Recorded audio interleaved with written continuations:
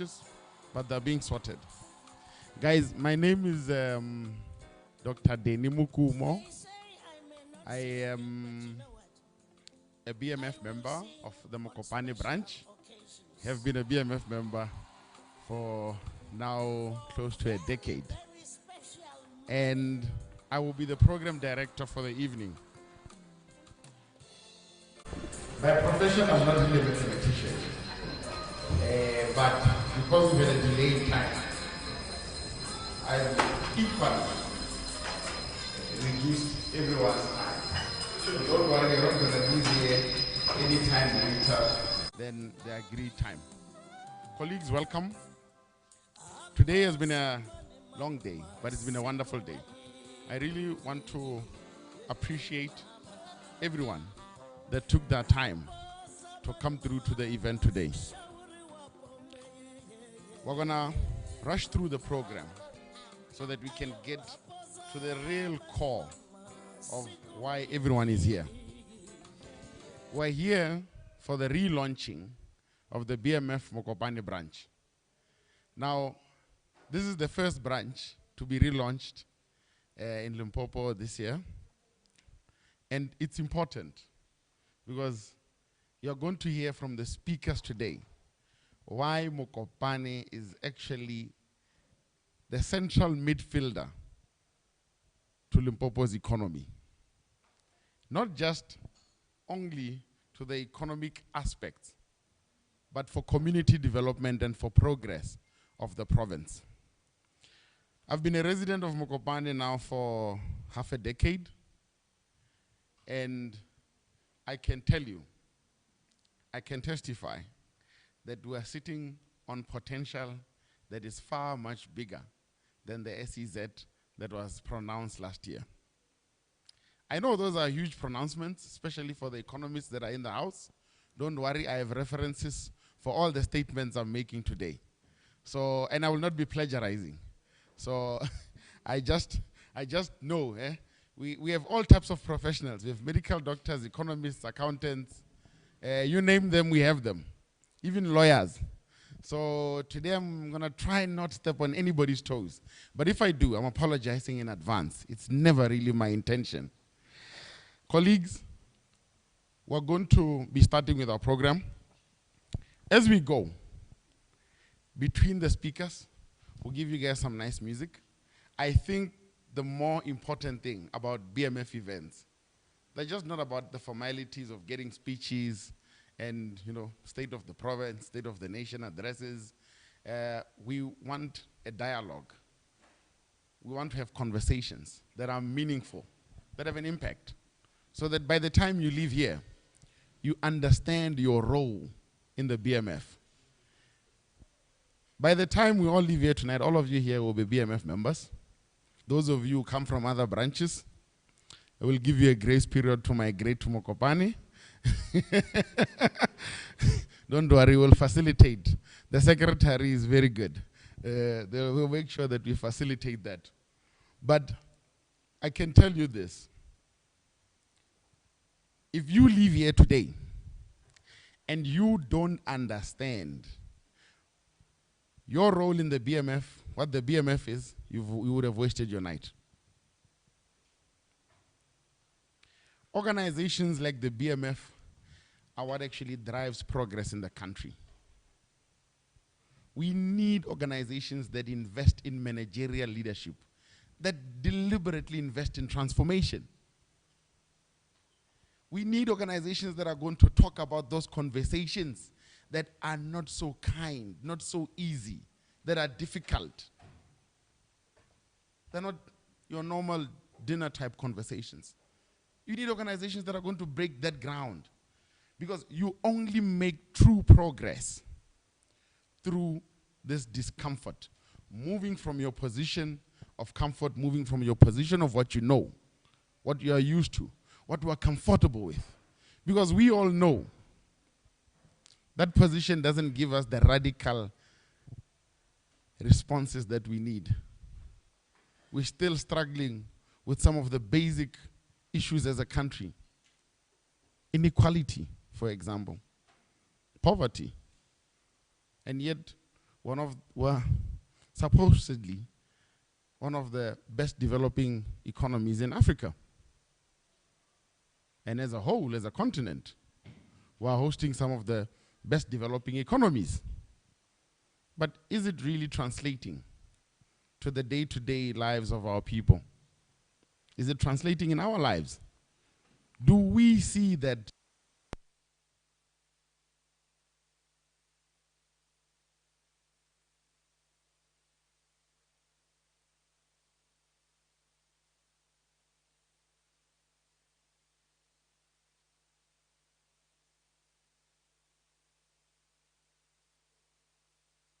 when you're in the same community, things are the same, if not materially worse?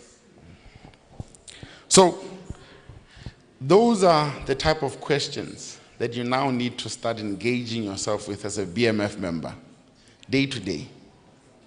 We're no longer going to be caring or which auntie in the family did this, hey, is Banbani, front page tabloids. Those things don't matter. What matters is how do we assess our impact day to day, the tangible change. Why is it that in a community that has the world's biggest platinum mine and the world's biggest platinum reserves, we still have unemployment above the national norm? Those are questions that we need to start enticing ourselves with. So colleagues, welcome. I hope each and every one of you is getting settled. Relax yourself. We're here to have fun. This is more of an engagement than it is a one-way dialogue. So, without wasting any time, I'll tell you more about me as we go and my journey in the BMF, because it's been quite nice and quite interesting. I want to also inspire, especially the new members, people who've recently just joined BMF, who want to know what is in it for me. Where do I see myself in the BMF in 5 years, in 10 years' time? Those questions tonight will all be answered. Can we please flex our muscles? We've been sitting for too long. I want us to give a very warm round of applause as we bring the newly elected chairperson of the MOKOPANE BMF branch, Mr. Desmond. Desmond Matayan, can you please come through to the podium?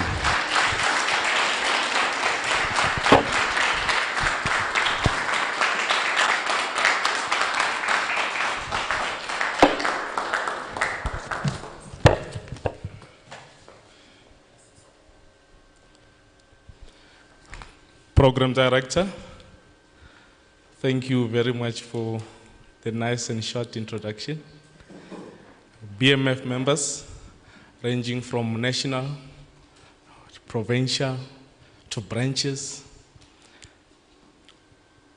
Our honors guest, ranging from the local government, Mogalakwena municipality, under the leadership of Municipal Manager, Mr. Ngwepe, Dr. Mdao,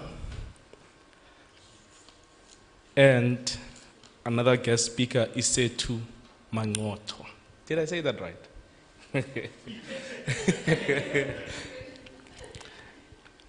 Real Amorela, you are welcome.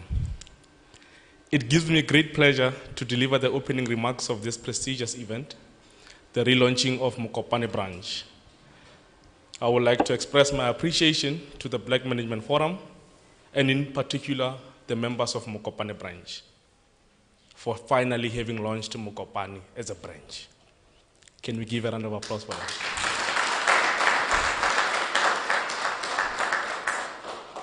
While many in different spheres of society view leadership as an opportunity to gain, we view it as an opportunity to give, to add value. And we can only add value when we work together towards championing the improvement and the transformation of managerial leadership in South Africa. In the past 18 months or so, it has been anything but business. The overnight transformation and shifts in the world, as we have witnessed, has created much uncertainty. I'm talking about the COVID-19 pandemic. The COVID-19 pandemic, as well as the unforeseen and very speedily lockdowns have created a serious gap in our skills development with regards to technology and the internet. People have lost jobs. People have lost lives. Companies have closed down. But let them not lie to you. The COVID-19 problems that we are facing today, they have been there before COVID. COVID only aggravated the impact that we have. And it is about time that platforms such as BMF formulate policies, make sure branches are working to develop young people in South Africa. One of the values that I value in the DNA of the Black Management Forum, it is the concept of Ubuntu. That motto, ke motho ka motho yo mongwe, requires that for survival and cohesion of human society, we use dialogue, not force, patience, not haste, giving, not taking, creativity, not corruption, research, not disloyalty or daydreaming. This is exactly what captures Black Management Forum. It is one of the core values. Here in our town, MOKOPANE, and the greater scope of Waterberg region, we need to deliberately strive for leadership and managerial development, business growth, active participation in our local economy, and the upliftment of our communities, because the success of every business has a direct impact on the society in which it exists. We cannot find a situation where a business is thriving and the community is not thriving. There cannot be a mismatch between the two. However, I'm convinced that in this room tonight, it is filled with people who are not here to take, but to add value. People who are ready for serious dialogue, followed by action and transformation in the journey that we are on continuing to champion managerial leadership in MOKOPANE and the greater society of Waterberg region. Ladies and gentlemen, as they mentioned, my name is Tawan Desmond Matiani. I would like to welcome everyone who's here.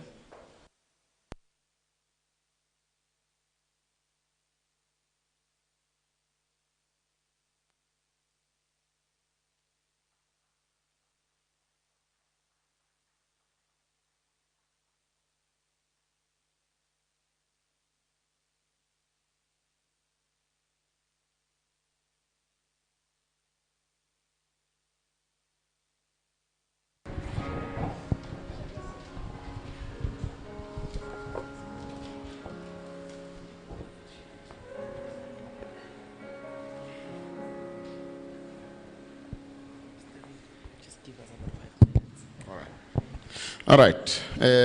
Thank you. Guys, you've heard, I get brand new from the box. And it's very deliberate, very direct. We want jobs, we want the economy.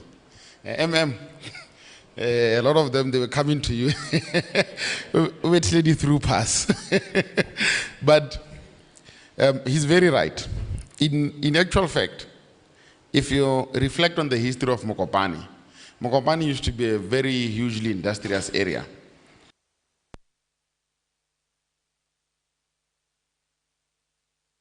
It was a farming area before we discovered the platinum. You know what?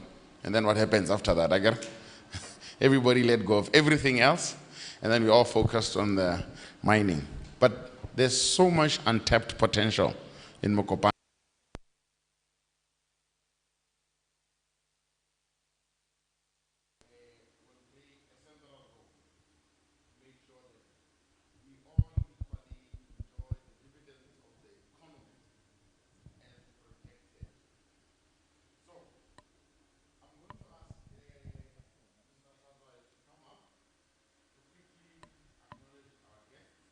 Right here, Sean.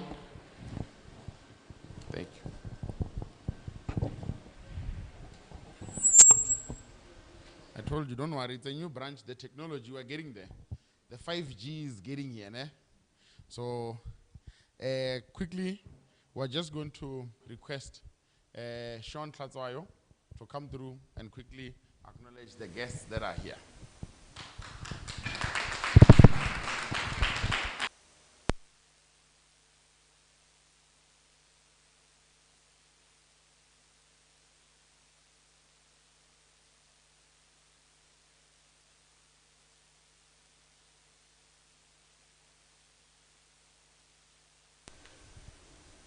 All right. Oh, it's working. Program Director, thank you for the opportunity. And let me, of course, I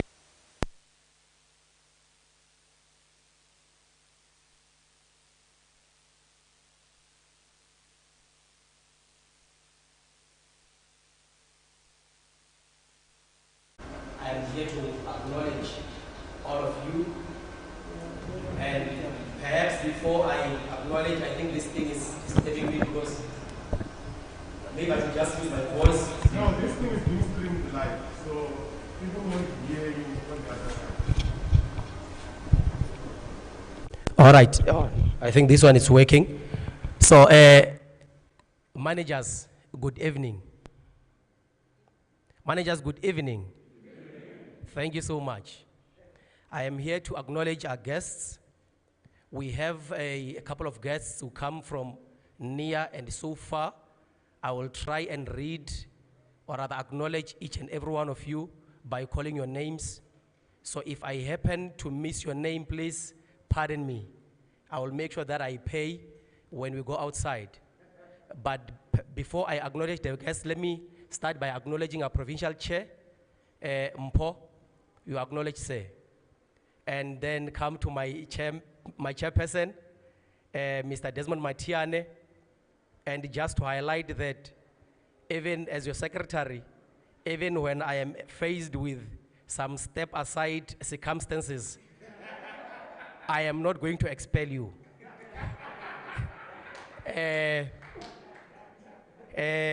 Managers, we have in our midst today Mr. Mashudu Makoka, a director at Lapalala Wilderness School.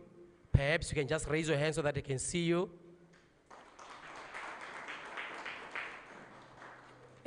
We have again Mr. Edgar Branston from Sanlam. We have in our midst today Mr. Dipila from Alexander Fraser.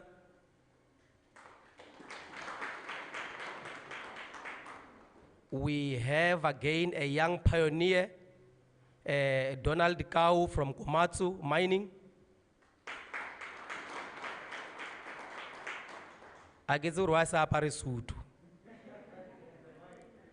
And of course, we have our municipal manager, Mr. Mwepe.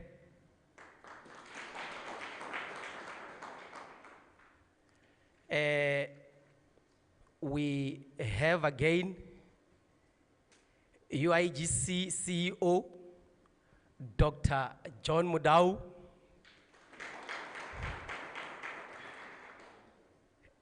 And of course, we have our group CEO of, our group CEO of Greencar, LTA Group. I'm going to make sure that I pronounce this right. Ms. S.A.2 Mangochwa.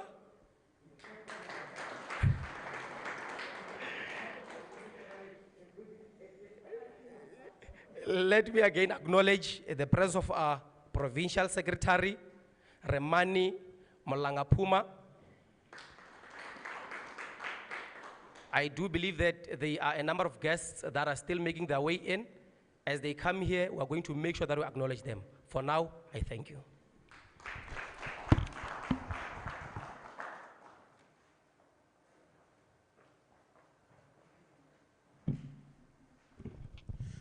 Thank you so much to our brand new branch secretary and the indemnity that is just given the chairperson.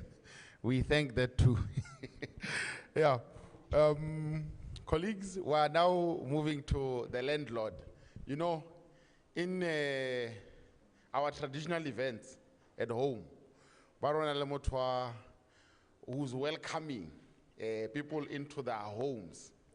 The area that we're at is Mogalakwena municipality. And it brings me great pleasure to bring the landlord of this municipality. Can we please give a very nice warm round of applause to the municipal manager, Mr. Ngwepe.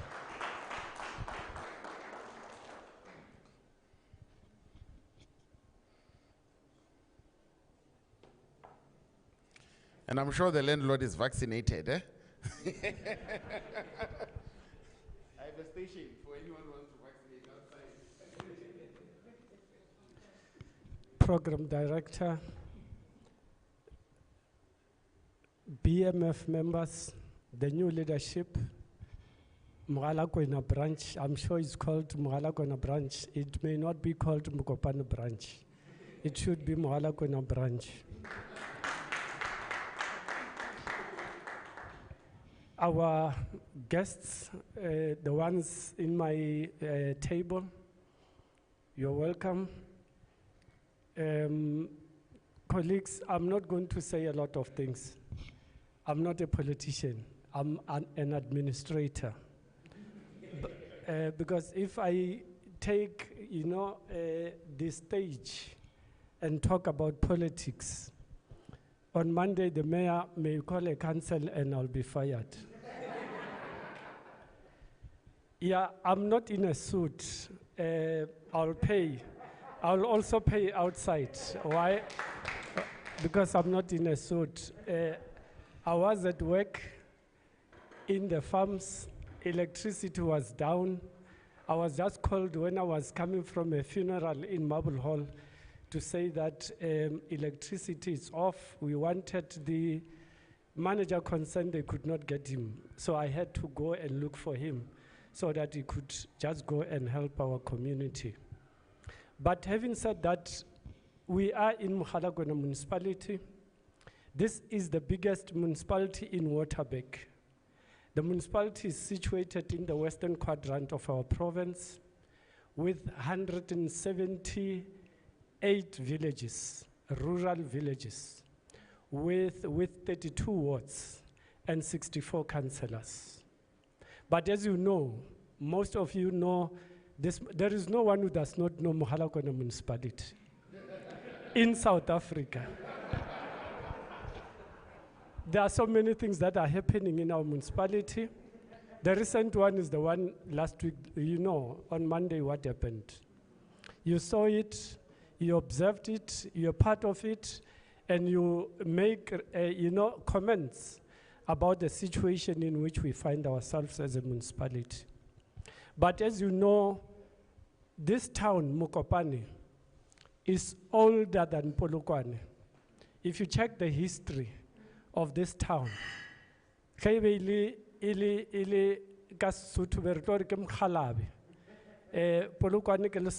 because in terms of establishment, this town is older than Polokwane. But you ask yourself a question, why is Polokwane so vibrant? For instance, if you want to do your simple shopping, you go to Polokwane, most of you. You go to Mall of the North, you go to Savannah. If you want entertainment, you go to Polokwane.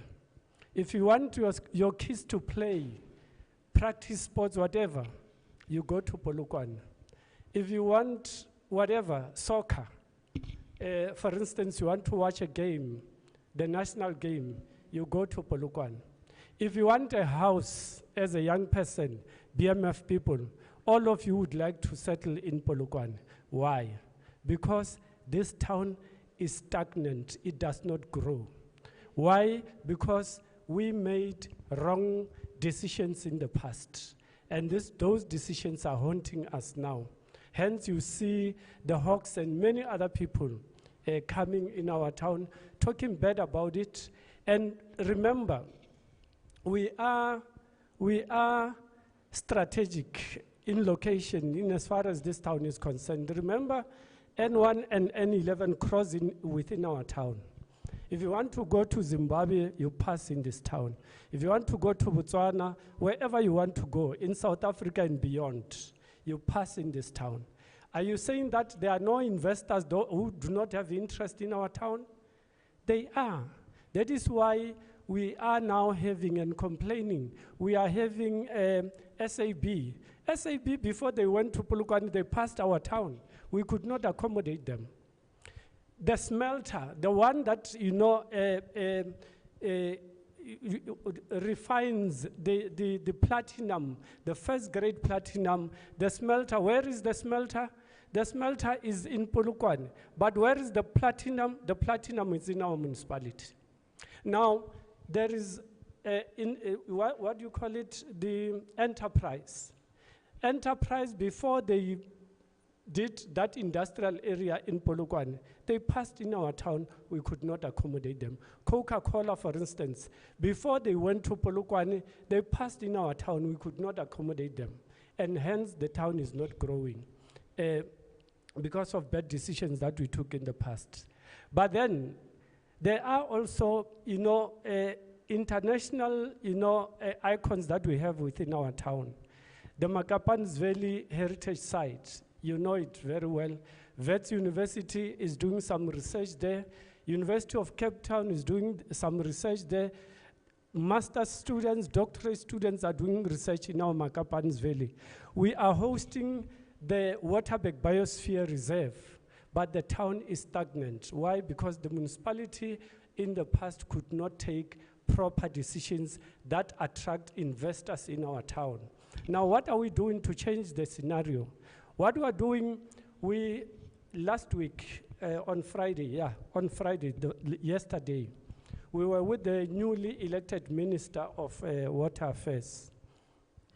We were requesting him to prioritize taking bulk water from either the Hoop Dam or Flag Bushielo Dam in our town, so that the mines that are there, for a fact that there are close to more than 10 licenses that have been awarded to mining houses, but they cannot start mining because there is no bulk water in our town.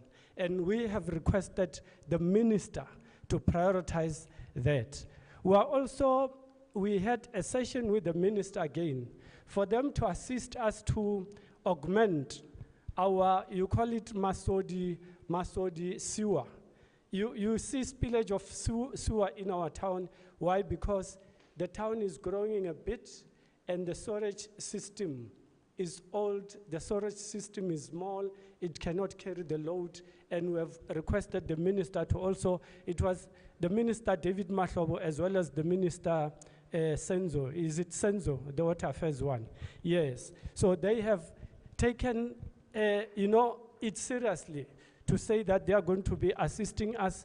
We'll be having weekly meetings with them so that ultimately investors can be attracted to our town. We know for a fact that Mogalakwena municipality is rich in tourism, is rich in agriculture, is also very rich in mining, and therefore would want to partner with BMF to bring on board our mining houses. For instance, Anglo Platinum Mine, unfortunately, if the municipality does not have capacity to interact with these people, they will never ever come on board and invest in our town. We are engaging also the Ivan Platz mine. We were with them when we were meeting with the minister to say, how do you then come on board and assist us? They raised their concerns about corruption in the municipality. But we said to them, you saw what happened on Monday.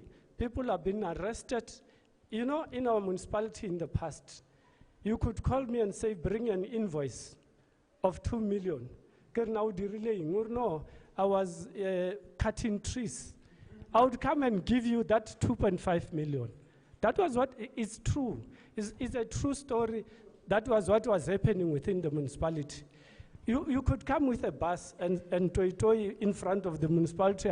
What do you want? No, I was cleaning the streets there. Where is the invoice? You give me the invoice, I pay you 3 million rand. That is, hence the hawks are there.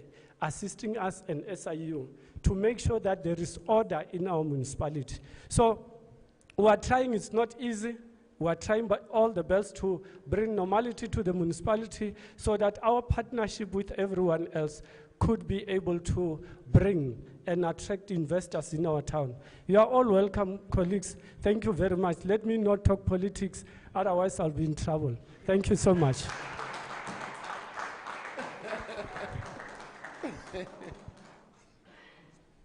Thank you, MM.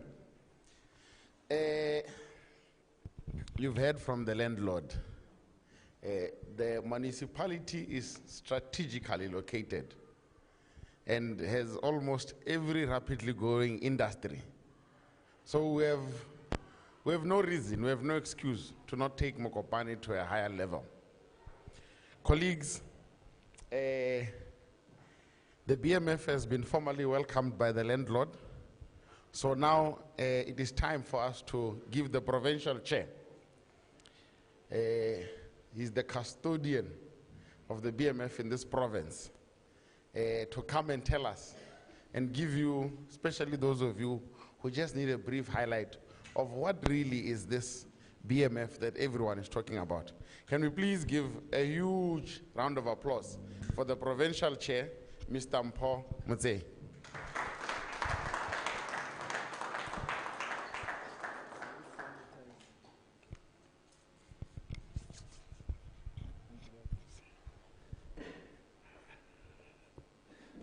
Good evening, colleagues. I don't see what is the reason for us to have a band and they don't play. I mean, what's the use? So I'm just going to allow them to play one song, just because I'm just a provincial chair. So, what's the use of having a band? So can you just give us one song, Yana? And the tension area a little bit, and then from there we can be able to, I can proceed. Okay.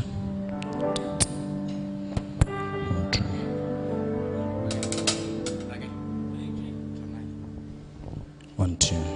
Thank you, Jim. Lost tiding, we're not tonight. Lost tiding, hey, we're not tonight. Usaya fish and chips, I usaya palicha. Malali muhodu udisaya kapalichi. Makwinyali makola, achali chakalaka. Usaya burevars, ma BMF ariemele. Jono, hebare, I always such a bang, unamalungelo, inka bishonile. I hago such a bang, unamalungelo, inka bishonile. Unga sangambon, umtaga baba, ekhule guguhamba. Unga sangambon, umtaga baba, ekhule gugupagama. 1, 2, 3, helele tanai boy. I went not tanai. Hey, we're not tonight, boy. Hey, we're not tonight. Talala, talala, talala, talala, talala, talala. 1, 2. Melody alla piteng, chedi hulu, teleta miropa. Falafala iyalla piseng sedi hulu teleta miropa ka pisenge pare adifeli kamo pisenge hulu rabu adifeli arfeleli. Chairperson, we are sorry. As Poshwa Rena never heard sound here. Now we just resolved your problem. Let's go level lagamu. Thank you, Gipo Agatar. Tension area a little bit, you see. Look, this is Limpopo. For those who came from Johannesburg, this is Limpopo. Now, in Limpopo, we dance. We are known by dancing.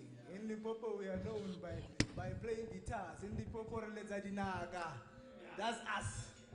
We are very cultural. So we are very happy. This is the BMF in Limpopo and in MOKOPANE. Ladies and gentlemen, this group is called Hippo Wakatara. They volunteered, we are not paying them, so they said they want to come and play it. Hence I said, no, we can't leave them. Let them play before we start. Now they will be able to give us another one after, maybe Heke follow her stage. Look, I was born in a very musical family. My father was a musician, hence there's blood of music in me. But program director, BMF Limpopo Provincial Leadership, Mr. Mlangapuma, the secretary, provincial secretaries, yeah? The branch of Polokwane, the chairperson of Polokwane branch is here, Ms. Dr. Ngateko is here. MOKOPANE branch is here, the chairperson of MOKOPANE branch, Desmond, newly elected, with your Menko and your members. BMF Young Professionals chairperson, Mr. Tlasi Khupa.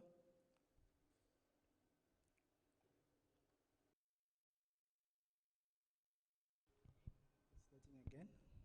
The leadership of a very municipality that is hosting us tonight, represented by the acting municipal manager, Mr. Ngwape. Our guest speaker, BMF Stalwarts and the CEO of UIGC, Dr. Mudau John. Our keynote speaker, member of the BMF Board of Directors and the Group CFO of Grenica LTA Group, Ms. Mangojwa Esetu. Ladies and gentlemen, good evening. I'm tasked with an item that seems very simple and easy at a face value, but the reality is that it is never easy to describe our organization like BMF. When a question is posed, what is BMF? A lot of things comes to mind, and one starts with to take a thought journey to Wonderland. Along the way, there are stops and detours, cul-de-sacs and highways, robots and toll gates, and sometimes very dark tunnels. However, the good thing is that regardless of the obstacles along the road, with the BMF, we always find a way to reach the desired destination. I have elected to take you through the journey for you to understand what BMF is this evening, and the advantages you have in that I will only focus on what is important for a fear of wasting time, which is the biggest commodity we owe to respect. I will focus on where we come from as an organization, where we are, and our relevance in modern day, and where we are going. Ladies and gentlemen, for us to understand where we are and where we are heading, we need to understand and be in touch with where we come from as an organization. I also do not want to assume that and take it for granted that everyone is in tune with what BMF stands for. The BMF I'm talking about this evening, for which I'm a bona fide member of the Black Management Forum, not the Black Mafia family. So the BMF Foundation can be traced back to 1976, when a group of black individuals came together as a support group to address the challenges of corporate structures in South Africa. This later developed into focus on socio-economic transformation as an imperative aspect of BMF, which could be achieved through the empowerment of previously disadvantaged demographic groups. The aim has always been to overcome a lack of growth for those demographics through the pursuit of socio-economic justice, fairness, and equity.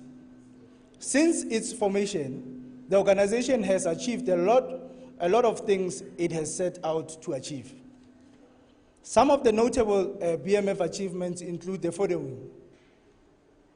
Its leadership in the area of affirmative action through an affirmative action blueprint, of 1993 has assisted many companies in the formation of human resource policies which advances the process of employment equity. The BMF staff members were at different times appointed to the Department of Labor as directors of employment equity. The BMF played a key role in NETLEC in the negotiation and formation of affirmative action positions which are incorporated in the Employment Equity Act. The BMF, through its resolution in 1997, originated the Black Economic Empowerment Commission, which was then headed by Cyril Ramaphosa, under the auspices of the organized formation, the Black Business Council. The BMF also participated in the formation of BUSA. Ladies and gentlemen, in a nutshell, that is where we come from as an organization. The next logical question to ask would be, where are we and now as the organization? Now currently, the BMF is a highly motivated organization which maintains a balanced support structure to assist our members through their challenging times. The BMF has continued to facilitate many developmental programs locally and internationally for Black managers, thus contributing to the development of managerial competence. We have a high caliber pool of leading Black managers to keep the BMF on the cutting edge of managerial leadership and transformation in South Africa. Many of today's leaders in government, business, civil society continue to have close links with the BMF. A large number of leaders are still actively involved with the organization. We are a network of highly skilled, dedicated BMF members who continuously provide input to government, business, trade union, and civil society. Further, the organization proactively plays a leading role at all levels of policy formation, strategic planning, other key issues facing the country. Speaking of key issues affecting the country, the BMF is also very active, vocal, and instrumental in finding solutions for the social ills in our country. One of the issues concerned is the increase of the unemployment rate in this country, and it works directly against the desire of the BMF to have an inclusive economy. Be that as it may, it is still the responsibility of every person to come to the party, place themselves in a space where it is a little easier to access opportunities, and the BMF provides that platform for the people to network. We do not move around with bags full of money, but you are probably seated next to a person who has that bag of money. And all you need to do is to introduce yourself to that particular person, and maybe they can give you that bag of money. So maybe you can go to the MM there. People were getting money very easy, you see. Just cutting trees, 3.5 million. No, this municipality is very nice. Who would have managed that we would one day have a situation where a qualified medical doctor will be unemployed? It is very saddening, because that is a very prestigious profession. We never thought the day will come, but it is here. My guess is nobody ever imagines that, but this is the reality we are facing in this country. In the second quarter of this year, the unemployment rate rose to 34.4%. This is the highest jobless rate since comparable data began in 2008. As much unemployment is the sad reality, the other reality is that if you isolate yourself and not join organizations like BMF, you make your chances as winning to be even leaner, because nobody is going to embark on a search for you just to give you an opportunity. It is in this platform such as this, one where people meet, share ideas, exchange contacts, and connect one another. So do yourself a favor and join BMF, and to fully experience the benefit that comes with being a member. The BMF is also committed, in line with one of our key principles, to working for business unity and non-racialism. The BMF is committed to achieving its objective by ensuring appropriate processes in recruitment and selection and promotion within organization, upholding and enhancing the highest professional standards and principles in business and management leadership. BMF leaders and BMF managers are ethical leaders.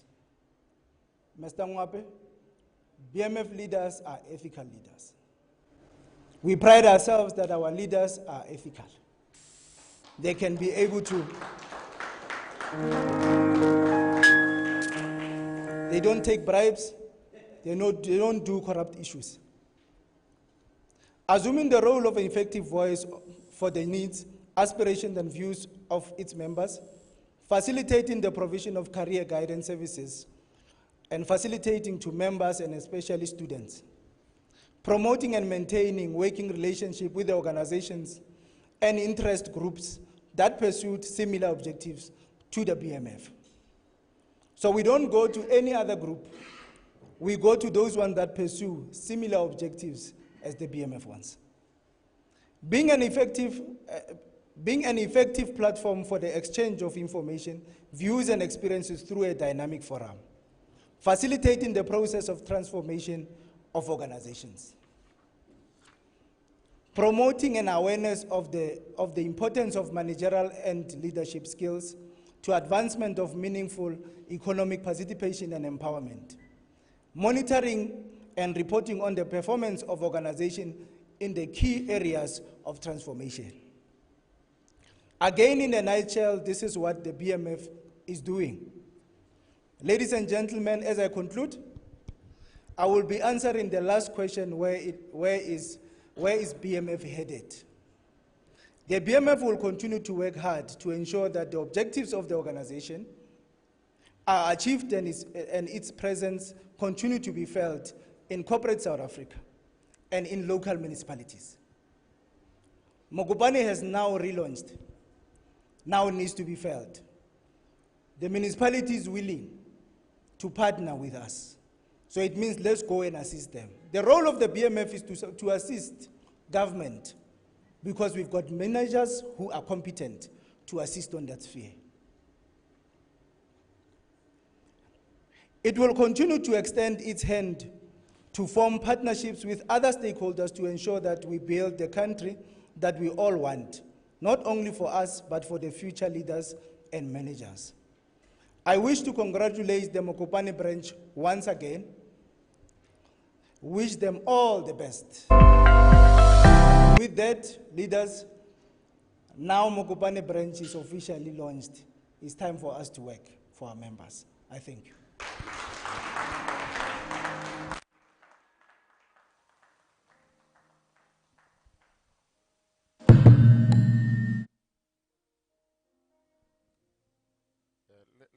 Let's play.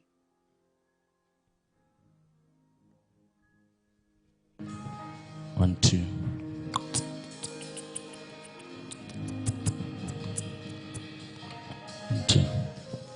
When Tombia miwe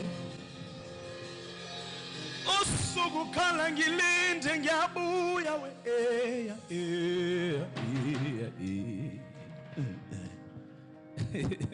Abeke sela ngilinde Ntombiyami ngilinde ngiyabuya thali wami beke sela ngilinde Ntombiyami ngilinde ngiyabuya thali wami shova malanga kuphela inyaka iyubona isandla sami ngokuqina kudala isandla sami ngiyakukhumbula umungekhola pheduze kwami nesikhathi ngathi asihambi man izinto ngathi azenzeki oh come on sing with me abheke ngokare robeje la angi inde giyabu let's say again abheke sela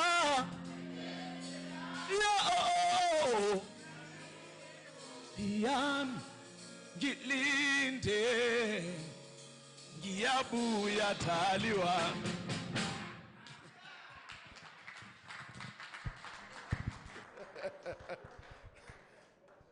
Wonderful, wonderful. Hey, I'll explain that later to everyone who doesn't understand. Now I have no musical talent whatsoever, but we must enjoy music. It's a way of expressing our culture, our heritage.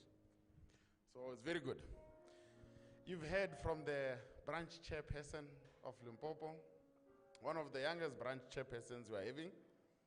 So you can see we're intentional about transformation, very much intentional. And it's important to showcase that we not only speak these things, but we action them in the BMF. If you actually look at majority of the corporate board members, young ones, they are products of the BMF, you know. And people, you know this thing, when you get to the top of a mountain and you've conquered and you think you've done it all by yourself, you forget that you have walked on the sacrifices, the blood, the sweat and tears of those who came before. So it is always good for us to remember what the organization has done for the country, what it is doing, and with you, what we can continue to do for our people. So, I'm not going to waste much time. Just quickly, I'm going to read out a short quote from a book that I enjoyed quite well, The Republic by Plato. Now in The Republic, Plato basically goes through the phenomena of building a nation. And it's very much relevant because today, Bmf MOKOPANE has added on towards building the country. And he says, to become a good guardian, a man must be by nature fast, strong, and a spirited philosopher. He speaks of those three things. He says, for you to become a guardian in building this nation, you must be fast, you must be strong, and you must be a spirited philosopher. The two speak to physique. You know, back in the ages where we had to hunt, gather, these days we do it via Wi-Fi. Not a prime example of those two. But the third one is actually the most relevant of our generation, that we must become spirited philosophers. We must read, we must research, we must produce.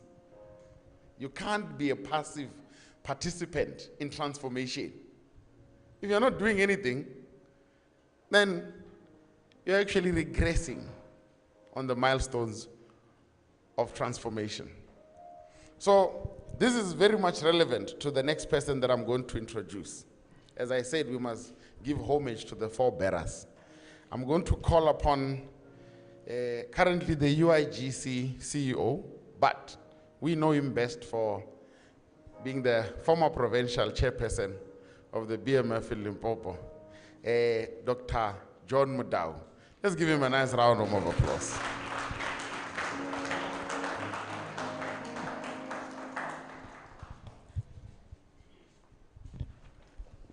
Thank you, Dr. Dani.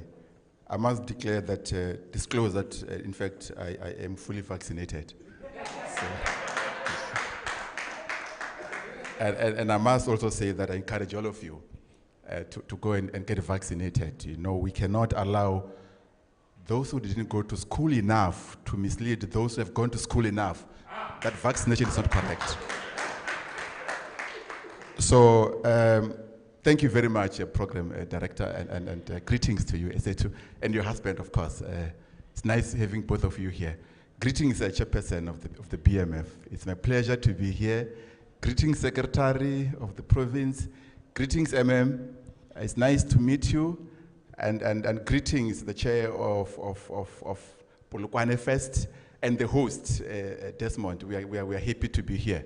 And the entire members of the BMF, and all of you, ladies and gentlemen, good evening.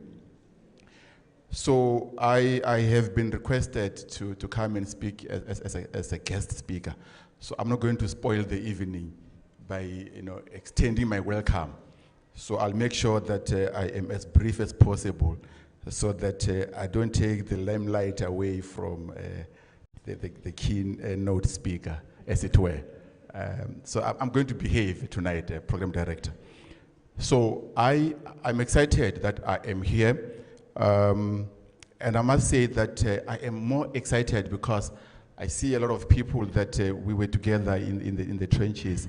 And SA2, it means, without disclosing my age, I think I've been in this organization for too long now. In this room, you have 3 people who have served as my administrators when I was in the leadership of the BMF. And the one laughing the loudest is one of them, by the way. So, colleagues, I'm going to just briefly touch on what the chairperson of the province mentioned, which speaks to the origin of this organization. When the BMF was created, those who were there, the Eric Mafunas of those days, they wanted to deal with issues around managerial leadership. And they were very deliberate. They said, we want to address managerial leadership. And I want to give you 2 points on that part. And then I'll go to the last 2 points, and then I sit down. That's how brief I'm going to be. So when they say, we want to address managerial leadership, and specifically amongst black people, and this came to me when I got this invitation to say, when you are in leadership, it doesn't matter where. Even when you are a leader at your household, you get evaluated. People get to understand your performance. They want to find out whether you have achieved what we have elected you to do, Desmond. And in the BMF, the measuring rod will be against the standard set by the BMF. And of course, it will start from looking into managerial leadership there. So the 2 things very briefly. One, what would we have done as a branch, as members of the BMF, to ensure that you promote managerial leadership? I think you can easily do this, and this is the easiest way, where you can train people can get new skill sets, people can get qualifications, and the BMF allows you to do that. You can participate in programs that the BMF is offering. As the chairperson had indicated, you can go to school, The second part that you can do, and this speaks to you, Mr. Mwape, as well. As managers in the province, and particularly here in Mogalakwena, we must begin to say, what is going to be our role here in Mogalakwena? What are we going to do to assist the municipality? He mentioned this jokingly, and I noticed most of you laughed that there was this scene on Monday where we saw black people being arrested.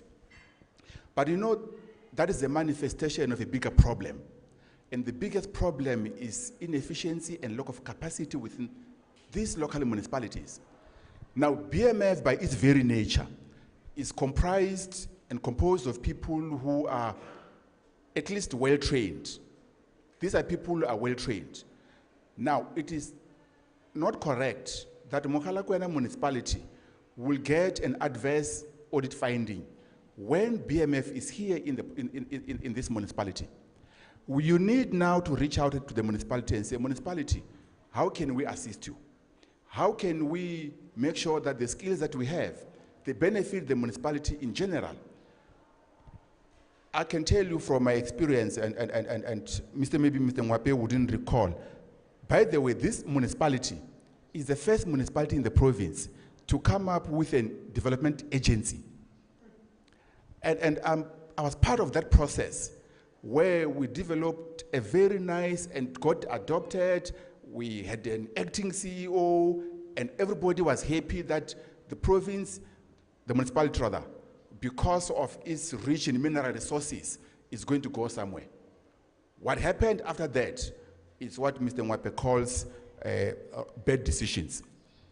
But I think BMF, you have the responsibility now to make sure that you work with the municipality. And the municipality have the responsibility to reach out to the BMF and say, BMF, come and help us.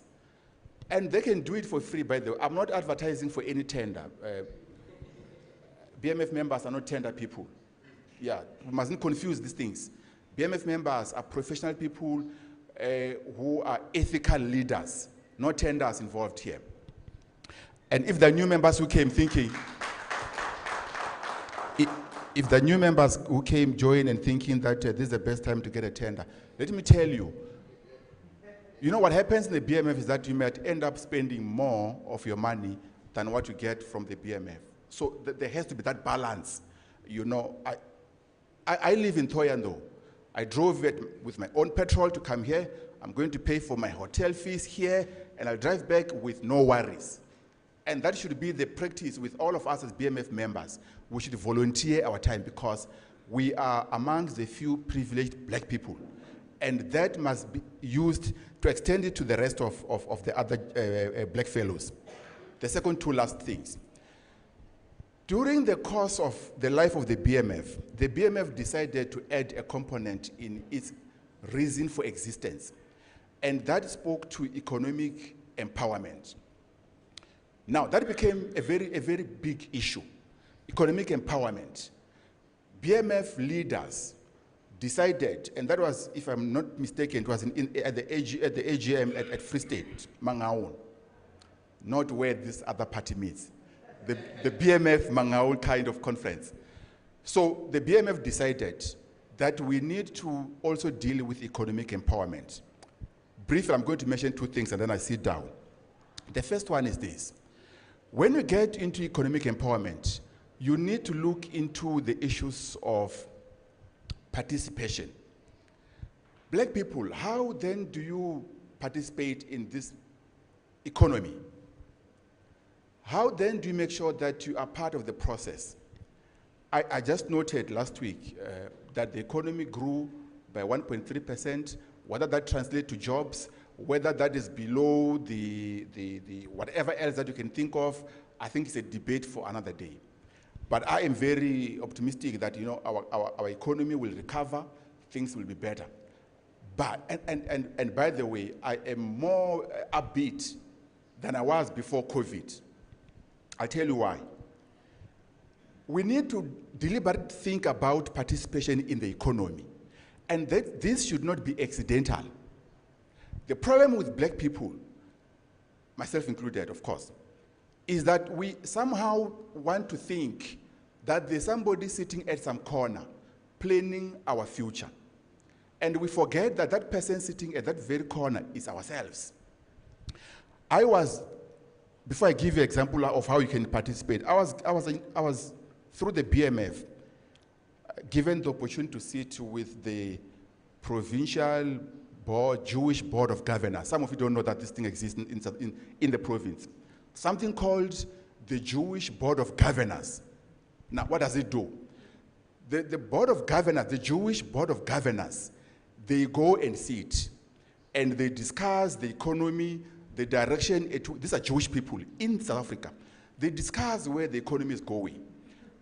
I was requested by the board of the BMF to join them, to go and speak to them about what it is that the BMF is thinking and is intending to do.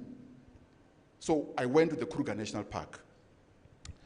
At the Kruger National Park, these members of the so-called Jewish Board of Governors, they were sitting there and they were discussing the economy. It was for the first time that I picked up that Jewish people are also participating in the taxi industry. Some of you don't know this. Now, but what is important in that meeting for me was that the Jewish people were sitting there, they were not gossiping about anybody. They were not worried about what the government is doing. They were worried about which sectors of the economy they should participate in. Then they will see it in that forum. Then they will say, you are going to go into construction. You will go into the property. They call it property portfolio or something. Then they allocate people to go there.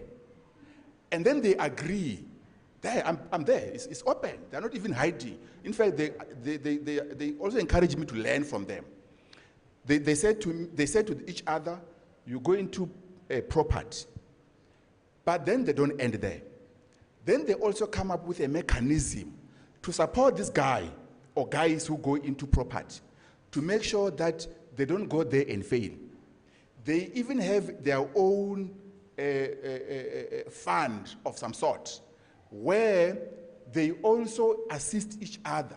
Guys, if you have time, read about these guys. They are well organized. Why am I bringing them up tonight? I think here in MOKOPANE, these guys who are sitting here, they need to participate in the economy. You know, the board member, Esetu, made a very good point. I can quote you now. It was before we started. She was speaking to the You guys didn't hear this part. She said because I asked. I said, who is the owner of Ocean Basket? He told us. I said, who is the owner of Spare? He told us. Then Esetu said, but why are these things not owned by local people?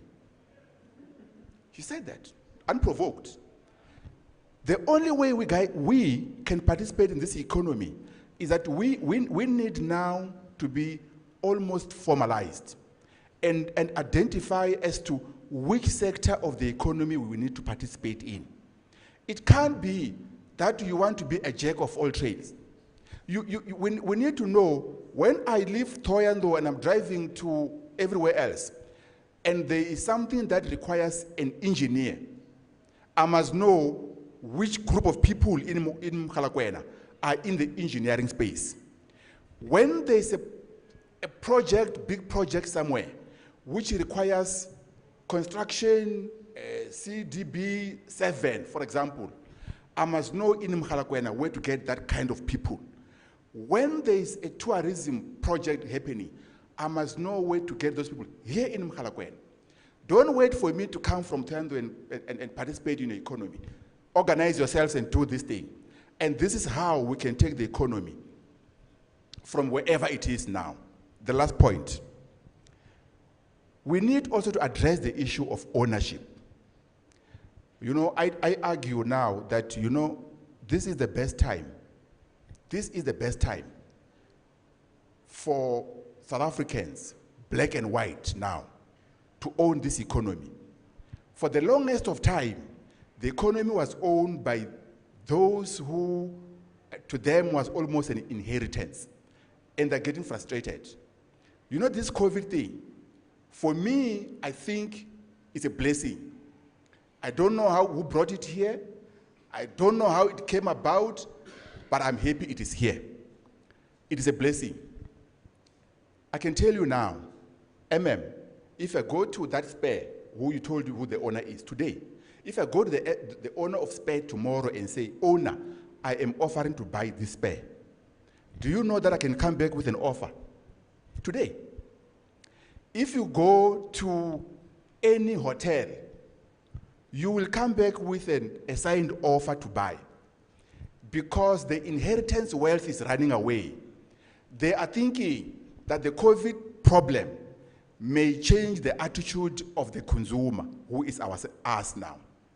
And I am saying to we blacks and white people, South African in particular, this is the best time to can buy and participate in any sector of the economy. You can tell me that, you see, the problem with participation is this, that you need funding. I agree. And by the way, I'm very critical about the DFIs in this country. And I must say I'm a beneficiary, because my family participate in the petroleum industry. We are in the food chain, restaurants. So I've benefited. But here's the point. It can't be that you have one black person who benefits there and the rest don't benefit. We need to, now all of us sit together and say, how do we make sure that the majority of black people benefit from this economy? This funding thing that we are complaining about is created by we, black people. We created everything. The problem that we have in this country now is no longer apartheid alone. It's the indecisive black leadership. That is a problem. Because you would have a black leader in position of authority to can take a decision. But for them, it takes forever to take a decision. You see, you guys will never meet my PA. Most likely not. When she joined my office, she was from government. And this is a sad reality within government. In government, you have a page that requires a signature, just a signature. That page will sit until there are 100 other pages on top of it. But the question is why? So when she came, she started doing these things. And I started hearing that, we are waiting for a signature. Well, then I'm thinking, what signature now? Then they said, no, they told us that you were not around the whole week, then there's no signature. No, it doesn't happen like that. What happened? Until we picked up that is really happening in my office. And the genesis of this thing is government. Government has spoiled black people. Black people and yourselves, if there's anybody who works for government here, you will tell me. I saw there's a component about discussion, and I must also disclose, program director, I'm not going to participate. SA2 is here. She will deal with all questions. So I'm free from this discussion thing. But I want to encourage all of us that we need to begin to think that the time to participate, to own the economy is now. Now, I was making the last point on the funding. I am very upset sometimes. I'm getting to a point where if there's an economist here, you are not my friend. And even accountant, SA2. I tell you why. And I have an accountant in I see her in my house. I am very disappointed with South Africa. This thing that when a poor young person has a business to sell some few chickens there, and this person needs funding from CIFA, this person is forced to come up with a business plan of 20 pages and some cash flow projections. Those things I can tell you standing here, they don't work. Why do we do this thing, CAs? With due respect. Look, I had the opportunity to study abroad. What they found there is that they found your concept.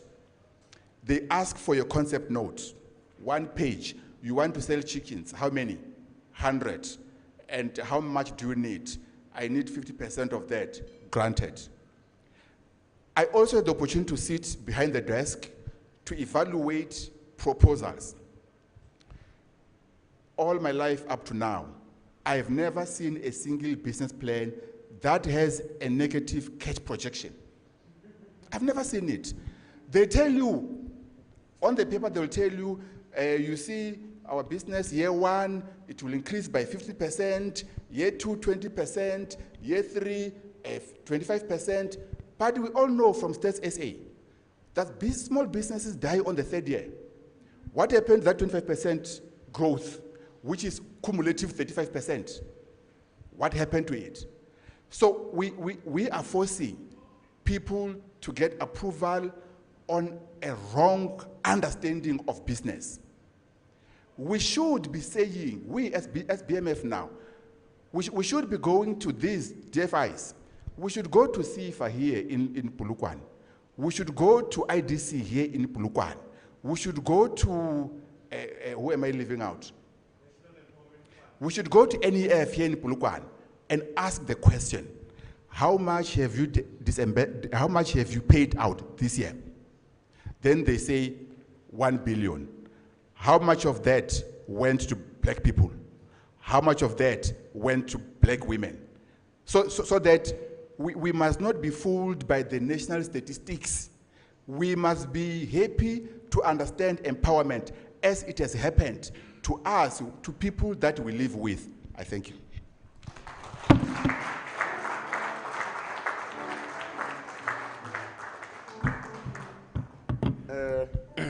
Thank you very much. Thank you very much.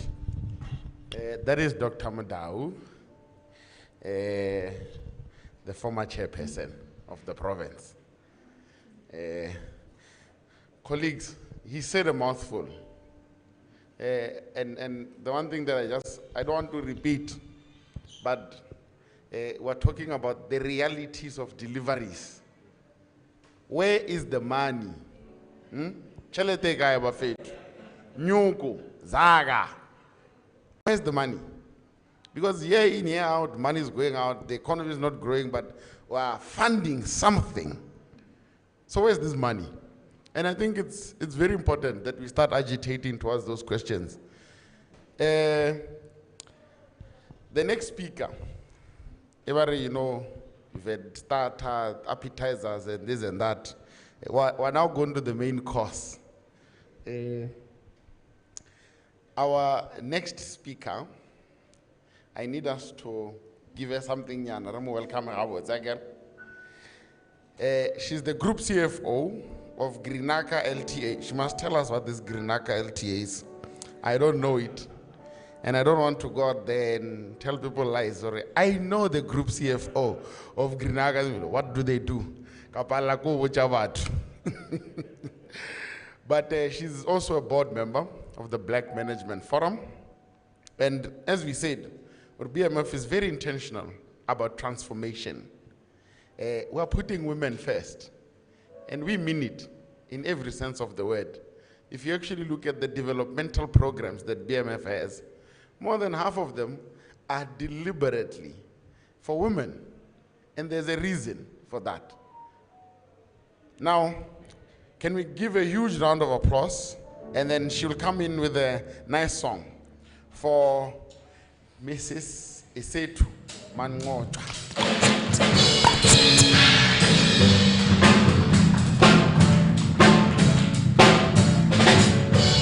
Hey, menamo Afrika, yahale utuchi hae, zamayo ibatela jambu bilo autuha wike zete.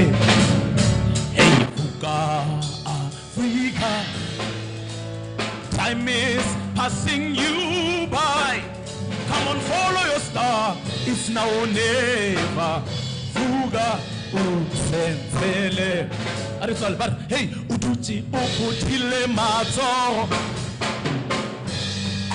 helele hey helele ushebile ntotsa mahala helele yona mawe show it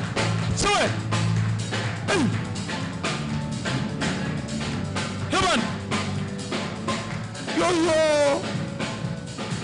oputile mato ushebile bana hababereka yela oputile mato ushebile bana habasebeta yona mawere sathu iphina.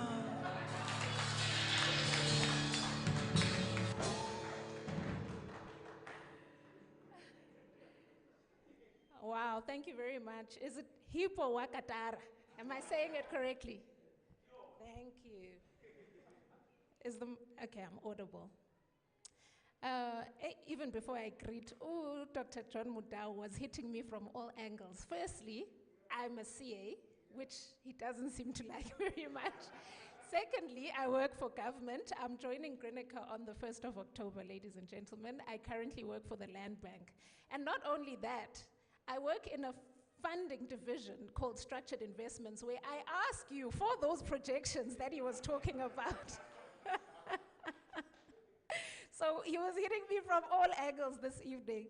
To the chair of the branch, Desmond Matiane, the deputy chair, I'm very happy to see ladies, Ms. Nzadi Lebelo, secretary, Delight, Sean Tlatrayo, treasurer, Christina Lebelo, and YP Chair Teboho Hlatshwayo, as well as the provincial chairperson, Mr. Mpho Mutseyi, my fellow board member, Mr. Klasi Hopa, Dr. John Mudawu, I must say hi to my husband. BMF members, friends of BMF, all the honored guests this evening, I welcome you and I thank you for having me. When I was thinking about what to speak about this evening, I thought of, the economic situation, the unemployment figures, but I thought that sometimes we speak at a macroeconomic level, and it's very important to always come back to say, what is the BMF all about, and where do we fit into this macroeconomic context? I think we all understand the challenges that are faced by the country, jobless growth, unemployment, we've got COVID, there's just a lot happening. But I think as BMF members, I've heard a lot of people saying, what do you guys do besides when a white CEO is hired? You go onto the news and you shout and scream. So I thought it's very important for us to keep reminding ourselves about what actually are the strategic priorities of the BMF, and how do you benefit as a member, or where do you fit in as a member? Because I find we're also not good at explaining what our value proposition really is. And I'm actually glad that that's the topic I chose, because I think it's very fitting for this occasion, where I understand earlier you had the induction of this new branch. And so I think it's very fitting for a branch that is reestablishing itself, and everyone around the room and in this town who really want to understand what the BMF is all about. So I had a presentation. I do understand that this is a new branch, and Mpho was telling me that the technology is coming, ne?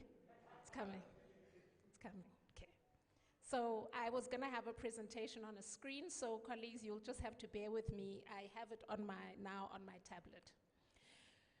So I wanted to start with, sorry, let me just figure out how this works. Yes, okay. So the vision of the BMF is really to advance socio-economic transformation towards institutionalized, entrenched transformation and Black excellence in a society that is just, fair, and equitable. What are our strategic objectives that we derive from that vision? And really, those are managerial leadership development, socio-economic transformation, advocacy and lobbying, membership acquisition and retention. So I want to see everybody in this room at the next time I come to MOKOPANE. Because membership, not only acquisition, but retention is one of our strategic objectives. And then my favorite and the last one, youth and women empowerment. What are we trying to achieve? So what are the outcomes that we desire from these strategic objectives? And those are a pool of suitably qualified BMF-type leaders. And the last time we were here, I think we were in Polokwane, somebody stood up after we had been saying this BMF-type leader, and someone said, what is a BMF-type leader? I actually have no idea what it is. So the way that I would describe it is really to tie it to our values of Ubuntu, integrity, creativity, and respect. So if you take those values into every sphere, whether you're in government, whether you're in the private sector, whether you're in civil society, then we expect that if you hold true to those values, you are a BMF-type leader. And Mpho spoke very well earlier that BMF leaders are inherently ethical. And that's a value that we hold very dear. A strong active membership base, and this is in quantity and quality. An active SMME desk, acting as a connector, aggregator, and an opportunity for access to markets. So what we've found in the recent years is that our members are no longer only managers in corporate or in government or in DFIs, but we've got a very strong and active membership base of SMMEs and entrepreneurs, and we need to cater to those as well. Then lastly, programs targeted at advancement of youth and women. So on the managerial leadership development, we want to create development programs and capacity to upskill and empower Black management excellence. And you may ask, how do we actually do this? So some of these initiatives are currently ongoing and some of them are aspirational. So these are some of the things that we are planning to do to increase our value proposition to our members. So we want to be accredited as a registered professional body, something that we've been working with in the board for quite some time, where we can have NQF accredited courses that we give to our members that you can actually put on your CV and you can actually use to advance your career. Then we want to have flagship BMF development programs and a program specifically for entrepreneurs. We want to avail opportunities for members of the forum to study locally and internationally on scholarships facilitated by the organization. We want to work in conjunction with partners to provide work experience opportunities for student members and unemployed graduates, both within the organization and with identified members and partners. We know the problem we have about unemployed graduates and the gap between what the market is demanding and what our institutions of higher learning are actually producing. So as BMF, we'd like to bridge this gap together with partners. Then we'd also like to negotiate exchange programs facilitated by the organizations with leading universities, both locally and internationally. In terms of advancing socioeconomic transformation, this is a very broad objective. So in order to really distill it into something tangible, I would say really what we're trying to achieve is to do cutting edge research. So research, colleagues, is a very important aspect of an organization like ourselves. You see the likes of AfriForum very good at research. And using that research even to then challenge some of the BEE legislation in our courts. And actually the third item I'm going to put under socioeconomic transformation is monitoring. So we need to play an active role in monitoring the transformation landscape in South Africa and continuing to work with the JSE to reform listed entities and monitor members' transformation progress and periodically provide constructive guidance. The reason I'm saying this is what we've seen lately, and I don't know if you've noticed, but you've got the likes of AfriForums going to court to challenge the BEE legislation. And if you look at it in isolation, during COVID, they challenged the fact that SMME funding that was going to assist SMMEs affected by COVID, there was going to be a BEE requirement. They went to court and they challenged that. They go to court and they challenge employment equity. They go to court and they challenge the ownership. So all the aspects that make up the BEE legislation, they're going to court and challenging them. And they lose very few and they win a lot. And if we don't monitor this, the progress that we're making, but also these setbacks, before we know it, we'll have BEE legislation being declared as unconstitutional. So we need to be very vigilant about this. Then lobbying and policy enforcement. What we do as the BMF, but what we need to do more of, is to convene multi-stakeholder forums across sectors to influence and actively lobby for reform in sectors and industries that are not compliant. Dr. Mudau was saying we can't be jacks of all trades. We need to target specific sectors in the economy, either because they are strategic sectors. So we know in South Africa, mining is a strategic sector and it is going to be for a long time. Tourism is a strategic sector because we simply have a competitive advantage and a comparative advantage. As we were driving here, we were just marveling at the beauty of this country. So tourism for us is a strategic sector. Agriculture is a strategic sector. Manufacturing, we're trying to get it to be a strategic sector, but I think we let China overtake us a long time ago. But what I'm saying, colleagues, is that we need to target those sectors that are either strategic or high growth sectors. When I say high growth, I'm talking about sectors like ICT. And within those sectors, we then lobby for policy enforcement. We then lobby to have black people in senior management positions. We then lobby to have women and youth in senior management positions and sitting on boards in those strategic sectors. Because I think if we try to be too broad and be a jack of all trades, we get lost in terms of our impact and our focus. In terms of advocacy and lobbying, we need to actively engage our stakeholders, and we cannot run away from the fact that government and the ruling party and other political parties are stakeholders in this economy and in this country. We need to participate in industry policy formulation initiatives, those targeted industries that we as the BMF decide to focus on. We need to maintain close affiliations with our key stakeholders. and working relationship with organized labor to advance tangible and sustainable transformation. We need to be a thought leader. We say we're a thought leader. And I've seen lately, I don't know if you've seen, Umonde Ndlovu, Oprah Lot Ndlovu's son, has started publishing thought pieces and opinion pieces in newspapers, which is absolutely beautiful. Because to be a thought leader, you need to get out there. You need people to understand the BMF's position on key strategic transformational issues. And he started doing that, but it can't be a Monday thing. We have to get those thought pieces out of MOKOPANE branch. We have to get those thought pieces out of Mthatha branch, where I come from. We have to get those thought pieces out of Cape Town branch, PE branch, Durban branch, so that the BMF is recognized as a thought leader on all things transformation. Priority is about growing the active membership. And I think when we get to the section of engagement, where we're doing a question and answer session, this is where I'd like really for colleagues around the room to also express what it you are looking for, because we as the board and as the leadership, we can sit and convince each other of what we think on is to refresh our membership value proposition. There's an urgent need to refresh membership offerings across all lines, which is YP, the mother body, if I can put it like that, as well as for our corporate members. It is a very highly competitive, I won't say market, but there are many organizations, and as the BMF, we need to remain extremely relevant to our members. Otherwise, that goal of membership retention, we actually see that we struggle with it. People tend to come back in an elective year, which this is. But between elective years, you see the membership dwindling, and it can only be because I don't see the value in paying my 743 Rand, and we need to actively address that.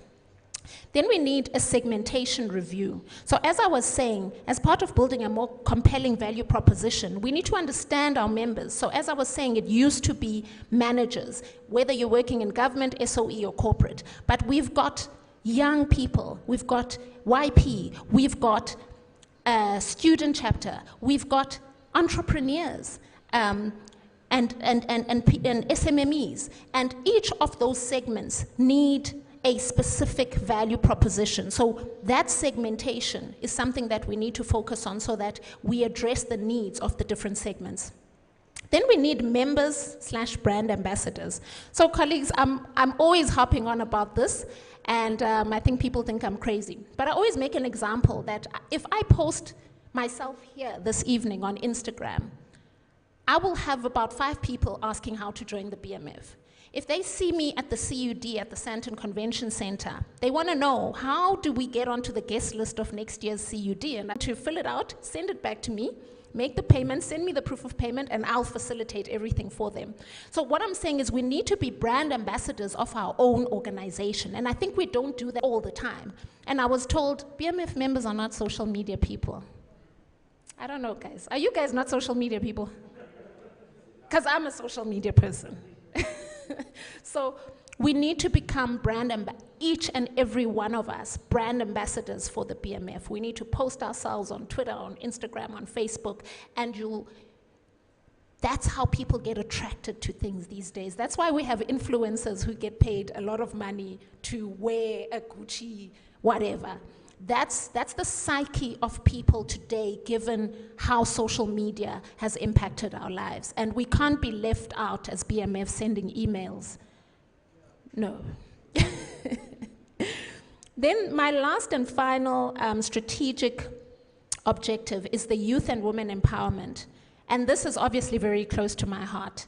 I stopped being youth when? Last year, this year. I'm 36, by the way. But I'm still a woman, and I think I'm still youthful, so I'm straddling this youth thing. I haven't quite given. But I think for me, colleagues, we want representation of youth and women in all levels of society: corporate, business, on boards, on excos, in government, in civil society, in academia, in the judiciary. Is that list complete, Dr. Muta? Okay. We want representation of youth and women in every level and sector of society. It is often said that the board in an organization sets the tone. The board is what provides effective and ethical leadership, but also provides strategic direction to an organization.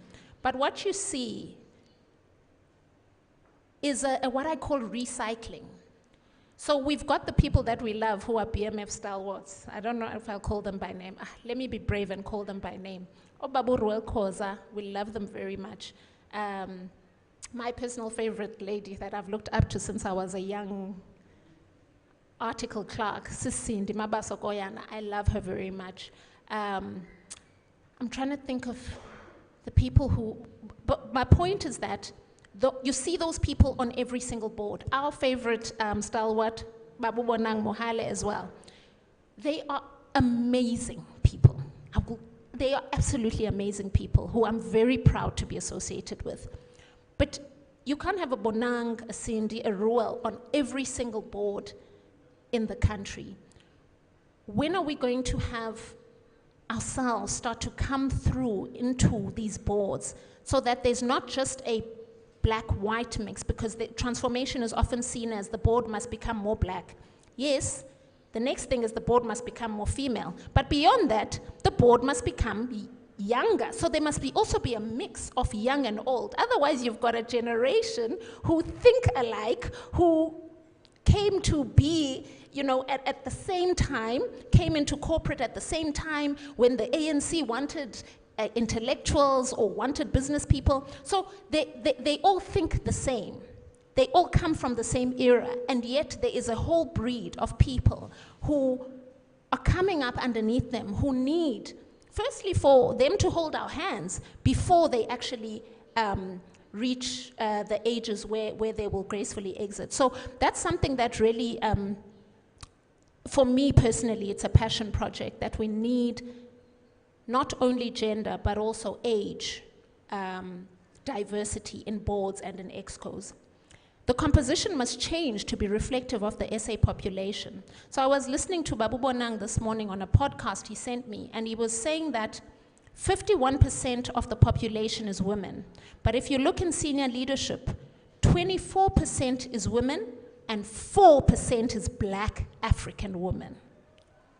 So those stats have got to start changing. We cannot have 4% of people in senior leadership positions being Black African women. We need to create a pool and a pipeline of youth and women leaders. Another passion project of mine in the BMF is, when we say we don't want Andre de Ruyter at ESCOM, we must then say, here is Glasihope, here is whoever. So it puts us on a bit of a back foot when we shout from the rooftops that we don't want this white male. And then the Newsroom Africa or ENCA presenter will say, so who do you want? And then we don't have an answer. So we need to create that pool and that pipeline of Black, and I'm not excluding males, females, and young people who we will put up our hands and say, these are the options that we have. They are qualified, they are certified directors. We've put them through IODSA, we've put them through Gibbs MBAs, we've put them through Women in Power programs. They are ready. And these are the people who we're saying we want in these positions.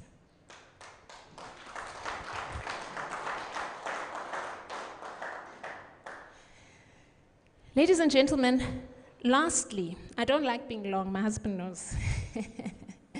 The other day, I was in a webinar and I was asked a question. It was about leadership, business leadership in general. And we were asked, why does the BMF need women leaders? I'm not sure how the question was phrased, but it was something like that. Why is there a need? We keep talking about it, but do we really understand why?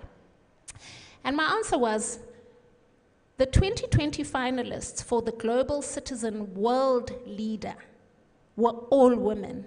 I think it was 4 women, or 5, who had led with distinction during the coronavirus pandemic. The prize went to leaders across government, business, entertainment, philanthropy, and more. But the criteria was that these women are creating a world that is fair, just, and equal for all, which is a world we all want to live in. I think the prize went to German Chancellor Angela Merkel, which is the equivalent of a president. And these female leaders all have one trait in common, and this comes down to how they tackle problems. And in decision making, it has been shown that women lean on a more interpersonal approach, whereas men tend to be more task-orientated. And that's not taking away from men, but women tend to have a more interpersonal approach. What does that mean? It means in a COVID world, when people are afraid, when people are grieving, when people are sick, when people are worried about financial security, when people are losing jobs, what they want actually is empathy. What they want is psychological safety. What they want is an emotionally intelligent leader who will be able to be empathetic and relate to you at an interpersonal level. And that's why the likes of Angela Merkel handled the coronavirus pandemic in Germany absolutely with distinction. They say that she did it by being very clear about what needed to be done. But she was also very clear about what was known and what was not known. So she was open and honest that this is what we know thus far, this is what we're still trying to find out. I'm going to take the Germans on the journey as we all try to figure this out. But I'm going to provide you with an environment of a certain level of safety in a world that in 2020 basically went crazy. So colleagues, that's why, one of the reasons why we need women in leadership and why we need women leaders in the BMF. The other reason is because representation matters. And I think when we say that, we don't quite understand what it means.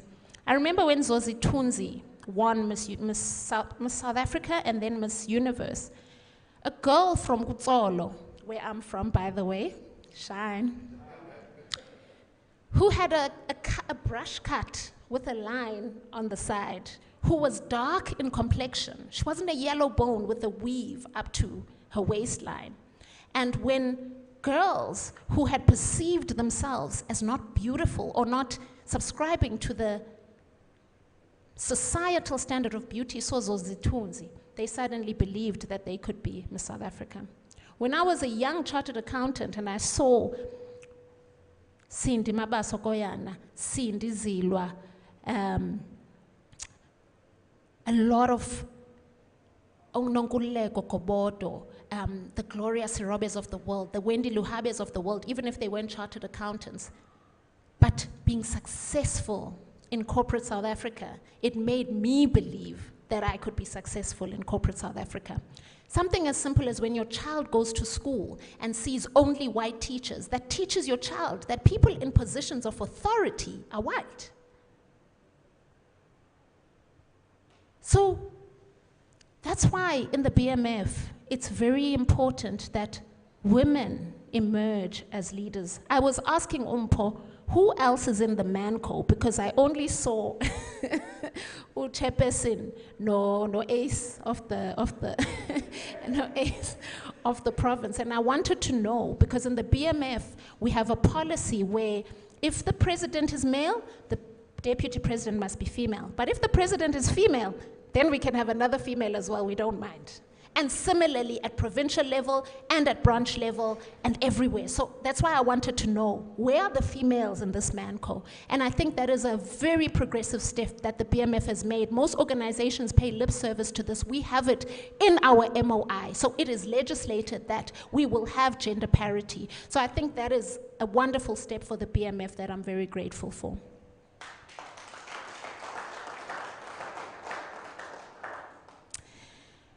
Colleagues, I come to the end of my discussion with you. I do understand we're going to have a question and answer session, which I very much look forward to, because this is not about me preaching to you, but it is about us having an engagement. I hope that you understand better the strategic priorities of the BMF what initiatives give life to those strategic priorities so that it's not just a document sitting gathering dust, and how you as a member can actually benefit from the BMF. And if you haven't quite picked up or you still have questions, I'm going to invite my fellow board members, Mr. Mpomutse, Mr. Klasikhopa, and the leadership of the branch to assist me as we open for engagements. Thank you very, very much for having me. It's been an absolute pleasure being with you this evening.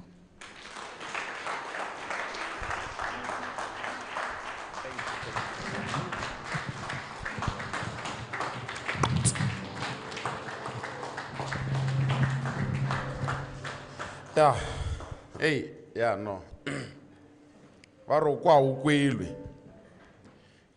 Before we open for discussions, I need you guys, they must break the silence. Like I told you, this is an engagement, ne?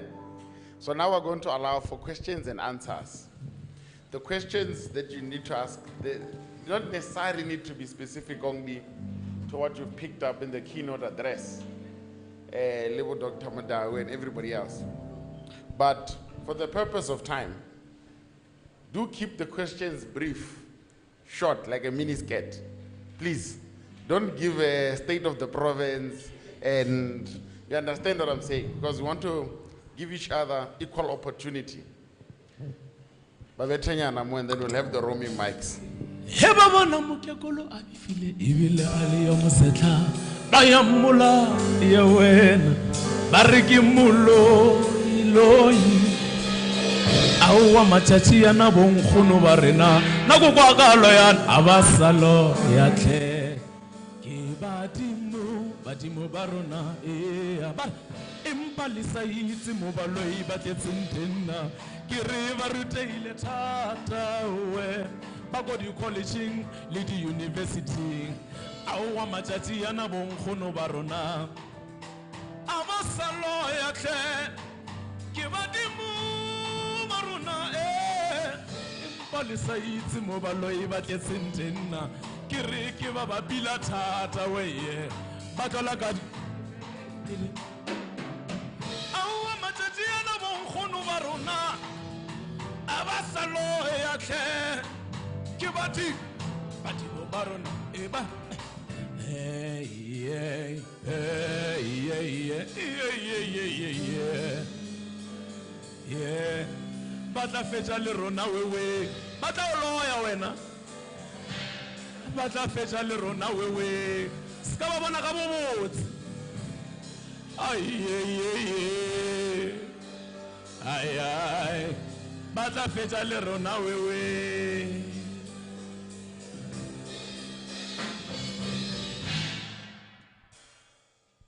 Yeah, Rasata Ipina. Hey, the roaming mics. Can I get my secretary and assist with the roaming mics? Guys, raise your hands. Pose your question. Let me break the ice. You raise your hand, who come with the roaming mic, you pose your question, and any of the speakers will feel free to take upon. My question is emanating from the crisis that we have. We have a record level youth unemployment in South Africa, where the youth are close to being majority. Actually, if you look at age sector, we are the majority in the country. Now, we are facing two big problems: the shrinking economy, industries that are not developing well, universities producing the wrong graduates for what is demanded, and then you have these guys that are stuck in the middle. They've inherited debt, have degrees they can't use, and what do we then do with these guys? They're educated. By all measure, they're very much educated. How do we incorporate these guys into this new economy? And mind you, I don't want to go philosophical, but we also have this problem of an overly capitalistic society in an open market economy where the majority of the people can't participate because they lack the resources. So how do we then navigate with that? It's brutal, because what we eventually get is venture capitalists who come and own up to whatever idea, whatever innovation, whatever research we're going to have. And where does that leave us? So if somebody can help me address that, we've been struggling with that for a very long time. And I'm young, and I blame the old people. I do. I'm an angry young person. You know, I know they'll say, no, you have no right. But you guys were there before us. You signed the agreement, these sunset clauses and funny things. Yes, the context might have been different, but how do we deal with it today without being angry? So that we can find a practical, it doesn't help anybody. I don't want to say, but we formed a party out of anger. Not saying we, but you know. But where did it get us? So we don't need angry people. We need organized, focused people. How are we going to solve that problem? That is the first question. And guys, don't worry. Let's pose the other questions. One of the keynote speakers will take this. Sanitize. Ask them if they're vaccinated. If you're not vaccinated, no question.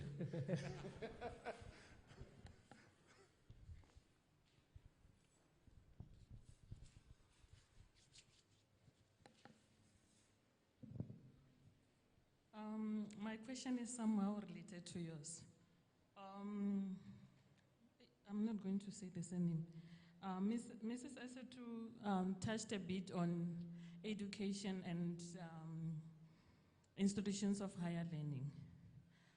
If we check today the caliber of students who go to TVET colleges and those who go to universities, there's a huge difference. There's a huge gap in between the two, because mostly the ones who go to TVET colleges are the rejects.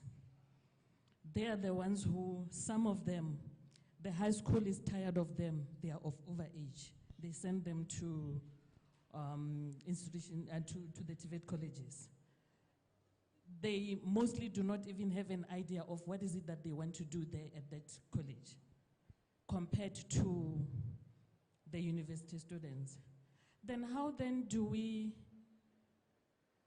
or how does the BMF maybe get involved in terms of subjects offered, not only at the universities? It should start from primary high school. Because once we go to universities, it's too late already. Let's start down the ground. Let's check our government schools compared to private schools. There's a huge gap between the two. How do we bring these two together? Thank you.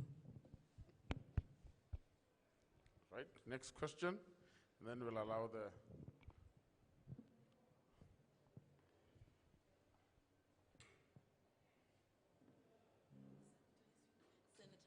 I'm vaccinated. Yeah. I was actually not going to say anything, but I think the previous speaker that spoke, she stirred it within me. So the reality is this, we've inherited an education system that stems before freedom, even before we were born, whereby what the education system is actually just producing people that are workers, not people that are thought leaders, not people that are out there to actually be change makers in this world.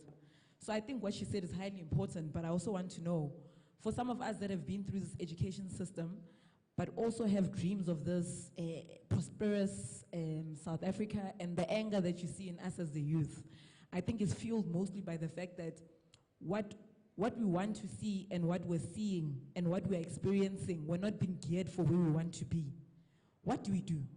in all levels, I want to know, not only for us as youth, but also our elders, how are they going to help us get into those places? How are they going to make sure that the education system is geared for the right things? That it's not only about knowing 1 + 1 is 2, knowing the whole timetable. I mean, you don't have to be great at maths to achieve great things and to actually be the change makers in our society. How do we make people understand that irrespective of your subject choices, your whatever, you're valuable in this society? As BMF, how are we ensuring that we are gearing up people for the change we want? Right. Thank you. One last question, and then we are going to now answer. We don't want them to forget the questions.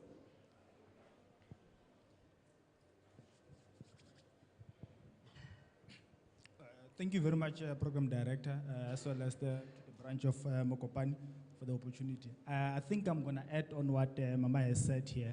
My question emanates from answering to the question of what informs our educational system. I feel like there is a gap between what the market requires and what we are producing as learners. That's why we end up having that challenge of having an influx of people going to the marketplace and end up being rejected because they do not possess that which is required. And I feel like somewhere, somehow, we have the likes of SAICA who have stepped in to ensure that such does not happen. Because you would understand that for an institution of higher learning to offer your chartered accountancy, they will have to be accredited by SAICA. So SAICA kind of informs the curriculum that must be offered. So I was of the view that if you could have each and every discipline, you'd have your law, your public administration, and all these other institutions developing their own institution that will speak to the requirements of what is needed in that particular program that one is studying. So I think somewhere, somehow, we might have not dealt with all the problems, but then partially would have contributed and shown radical actions towards achieving that. Thank you. Thank you, thank you. Let's take the roaming mic now to get the answers. We can start, because it's it.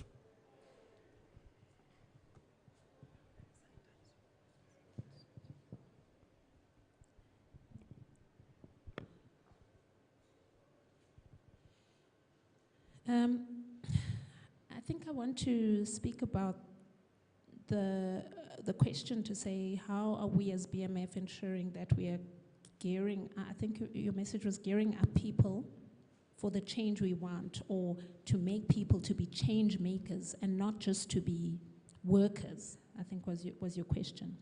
So I think in an organization like BMF, you've got programs like Young Professional Development Program, Women in Power Program, which is a leadership program. So it's not just about what you learned at school, but it's actually about your leadership skills, your understanding yourself as a leader, how you show up, how to maximize on the technical knowledge that you've learned in school. So there have been women who go to Women in Power program and come back completely changed as a leader of society, as a leader of an organization, as a leader of a corporate or in government.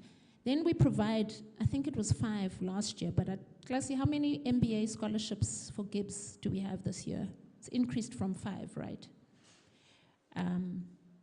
Then I know BMF Midrand, which is my branch, has an innovation program for BMF members who are in tech and ICT and sponsored by Standard Bank, and there's awards, etc. And there's training. There's also networking opportunities that the organization provides. So there's actually a lot that the organization provides. I think it's about members, number one, tapping into those programs. But number two, what I've found in the BMF is that if you have an idea as to what would actually benefit you, you actually have a lot of space and opportunity in an organization like the BMF to speak to through your branch, to your provincial chairperson, who actually represents you on the board, has a direct line even to national office. And I've seen programs born out of nothing, where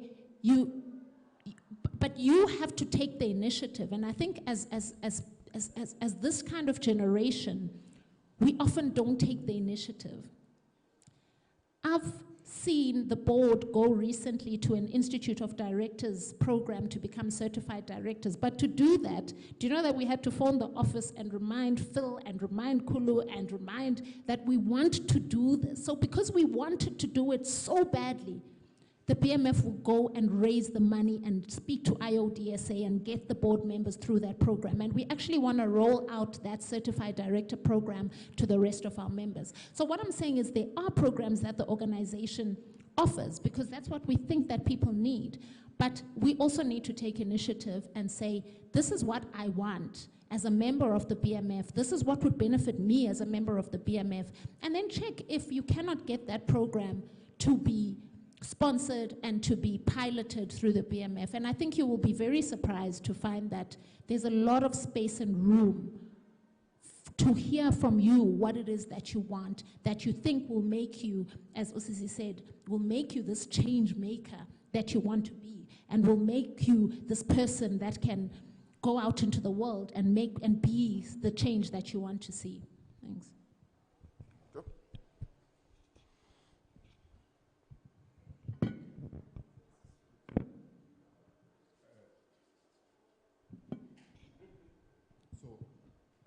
This is becoming difficult now because I'd made a disclaimer earlier that the comments and questions, discussions, SA2 will take care of them. And I must say, colleagues, that when she speaks on those issues, you can tell, that this is a member of the board speaking. You can tell that, of course, this is the president in the making speaking. So it's unlike me, me. So I'm just making noise. Here's the noise now. So there's a point made about the missing middle, and this is what Dr. Den is saying.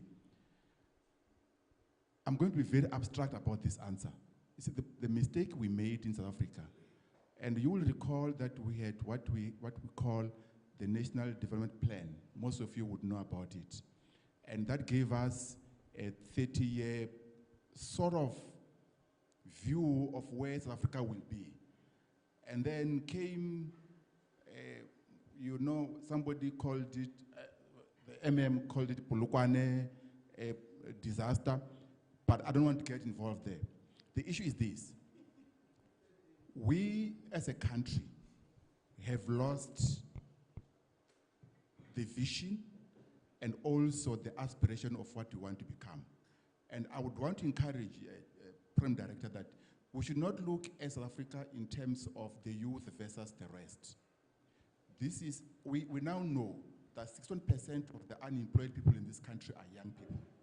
That is given, it's there, it's in statistics. But what we need to do is to say, young people, as SA2 was saying, young people, apart from the support you will get from the Black Management Forum, how else do you think you want to participate? Both in the mainstream economy and also in your own small corner. Because somebody has to start somewhere. Somebody has to, even if it means saying and doing the wrong things, somebody has to start somewhere. And that cannot be left for government. It cannot also be left for the Black Management Forum. It can't be left for the youth. But I don't know on whom this shall be a burden.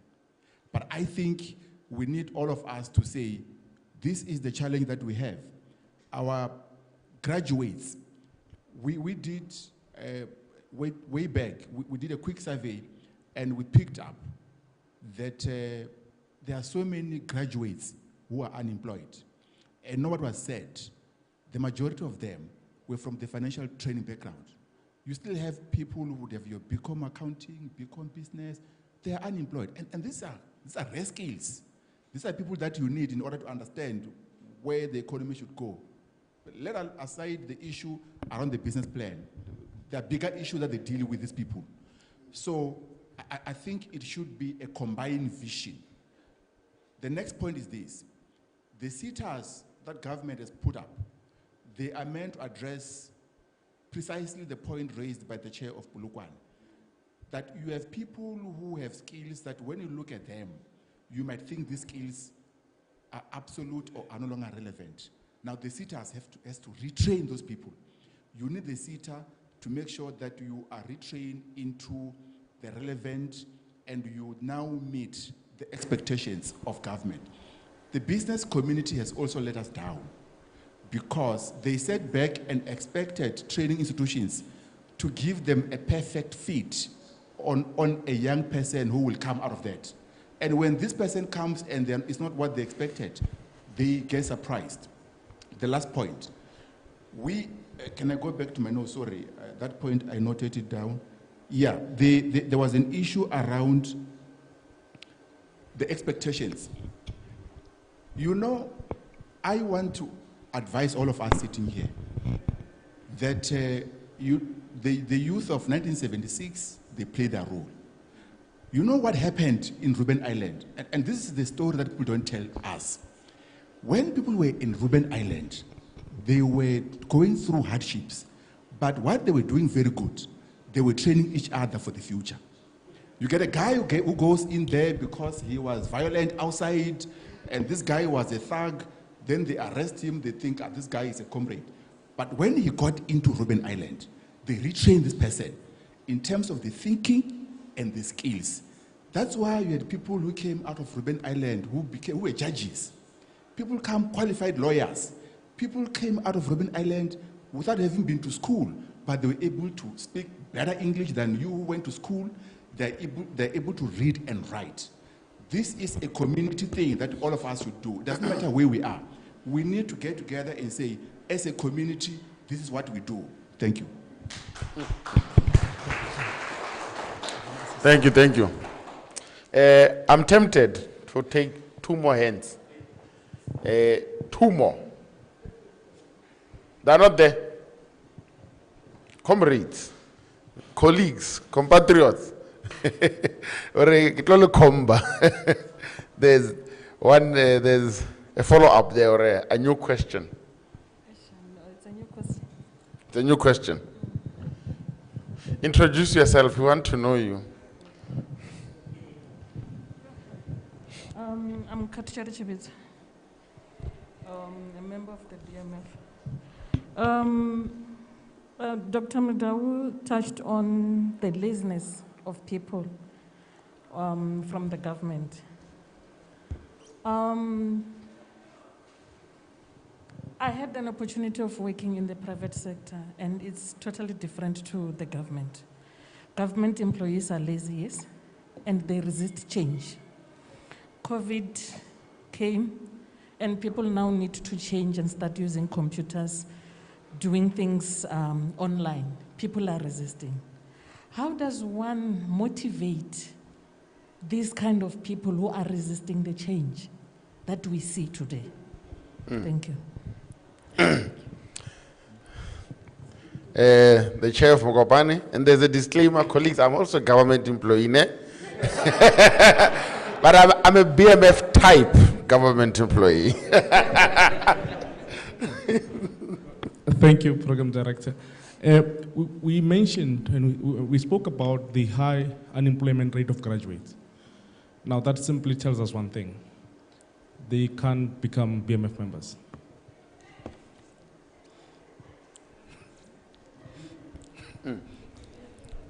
Yeah, they can't pay 745. That's a fact. What are we doing as BMF to tap into that space?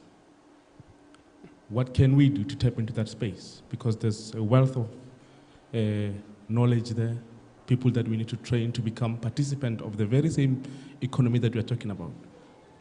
Thank you very much. Leadership. We're closing. The cure for COVID might be lying somewhere in the brain of an unemployed child. Now, what are we going to do as BMF to have access to that intellect? Say, hey, mind-boggling. Hey, who's answering?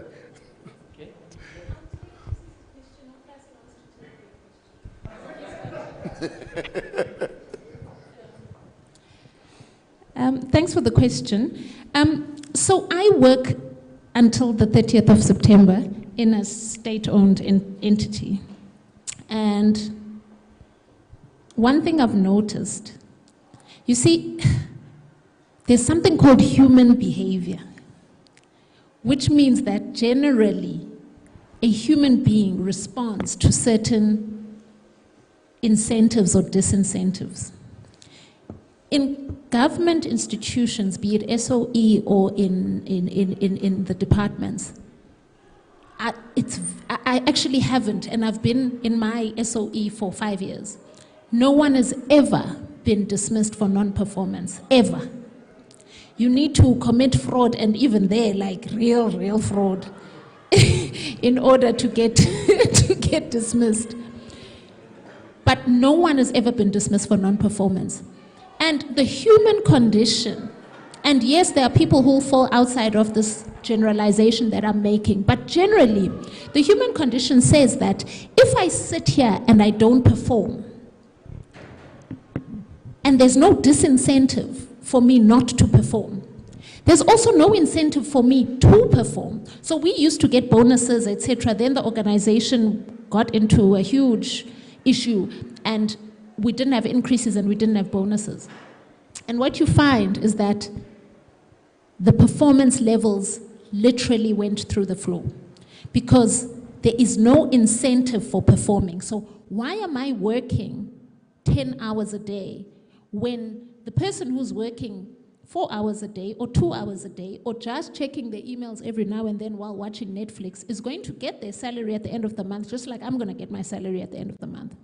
So I don't have enough of an incentive, neither do I have enough of a disincentive. So I'm not going to get fired for non-performance.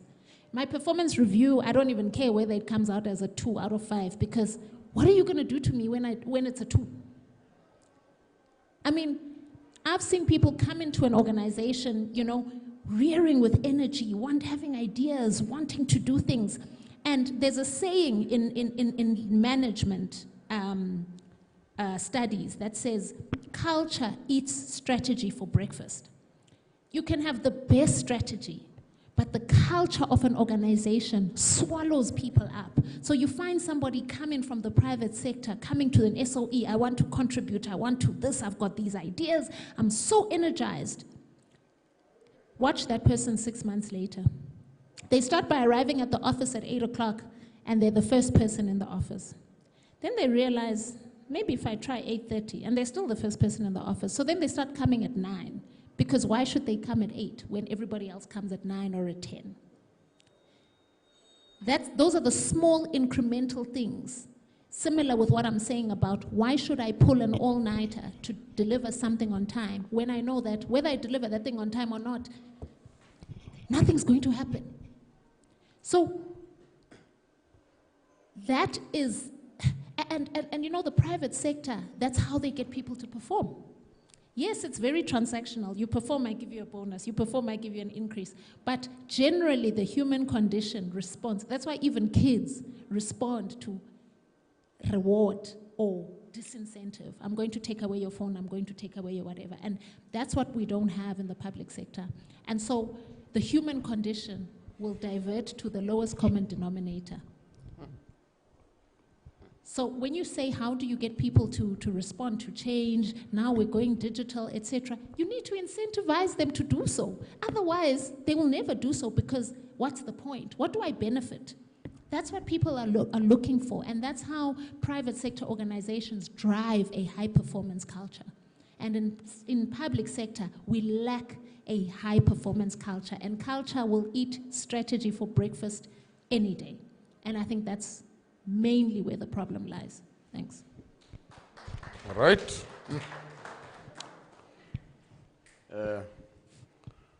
Classy. Thank you, my leader. Mine, I don't think is just too long. To respond on the issues that you graduate, you sit at home, BMF still need people to be the members. What do we do? Young professionals of these days have created the program called the Graduate Alumni. A graduate alumni program, it is meant specifically for what the chairperson of MOKOPANE has raised. It is a program whereby the graduates list themselves on that database. They become a member of a BMF branch as a graduate program member, but not as a listed member of the BMF, not ordinary members, not as young professionals. You are listed on the pipeline to be a member. Up until the time that you are able to pay your membership, then you are elevated to all the benefits of the BMF member has. So that program meant to keep the members to not disallocate themselves from the BMF, but to be partnered with BMF all the time. And therefore, their benefits is to attend events. They don't vote in the meetings. They don't do voted in or lead in any programs of the BMF because they're not yet members of the BMF. So we place them there as a waiting list. There's a waiting list of some sort up until we elevate them to the ranks of the BMF. That's it in short. If it is not happening at Mokopane, get in touch with myself as well. We have rolled it out, in fact, across the provinces.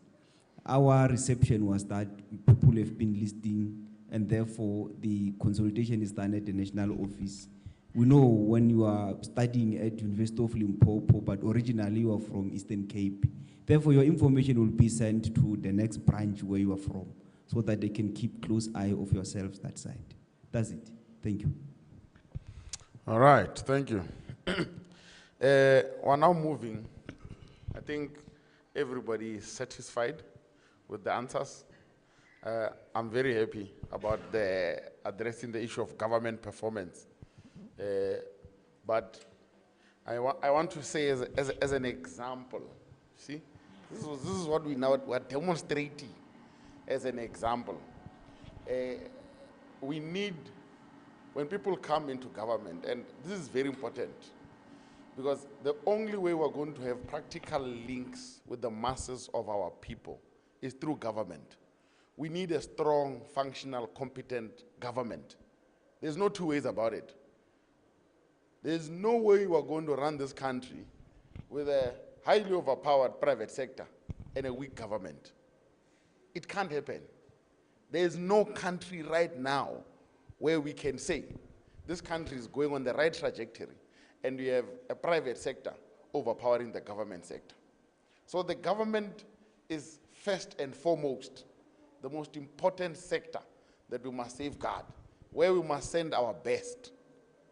This thing, you know the thing, it must stop. And one of the key things is that we maybe as government, we need to start looking at this thing of stopping appointing people on permanent, and put them on performance-based contracts. Every 5 years, earn your bread, earn your position, earn your title. You know this thing, I'm here forever. I'm going to be an ancestor. Those things must stop. No, it's true. It's true. And in actual fact, those are the people that give us problems. Because they get there and they create a bottleneck. They don't want to leave. Actually, they have no ambitions. They don't want to go upwards. This guy is a manager for 30 years. Unproductive, uncreative, frustrating young creative people. So that's what we've been seeing. So I think that we need to change the tone of what it is that government can do and what our people can achieve. Majority of the research in health, by the way, is coming from government sector. All your specialists, when you take out your Discovery Platinum Plus Plus and you go to any specialist in this country, they're proudly trained by the government. So the first heart transplant, we've seen there was a doctor who's cured deafness by transplanting bone into the inner ear, blah, blah, I don't even want to, but he's in government. Professor Chifularu, he's in government. So I'm just saying that other sectors are doing so well while leading the country. Why do you think that everyone is bringing clinical trials here? Do you think they like us? No, we have a well-oiled machinery. It's just that in other sectors, we need to get it there. We really need to. In education, can't be telling me that a teacher still takes a book, consumes it, has no idea who the authors are, what the references of the material are, and what is the impact of what they're teaching children. and we're okay with that. If we can produce world-class doctors, why are we not producing world-class teachers? So the sectors that are not performing well, everybody must go on contract. Please. Comrades from SATU, I will apologize on Monday. I am still with you. I'm still with you. Viva comrades. But it is true. It's a sad reality. But we've come to that point. On that note, I want us to go. We're almost done. I know people are, you get hungry. You start imagining things, what the meal is going to be like. We're almost there. So I want us to give we're going for a special part of the agenda. We're going to have a book review. I already told you, this is what BMF leaders are doing, And now you can't even write a proper CV. People are publishing, are authors. They sit at home, concentrate thoughts, and put it out. So this is a very huge achievement. Let's give a huge round of applause to Mr. Klasi Khopa. He's actually Captain Klasi Khopa. He's dressed like a chief today. And the MM said we have 140-something villages. If we can find a vacancy, we have a BMF type chief. Please, let's give him another round of applause. Klasi.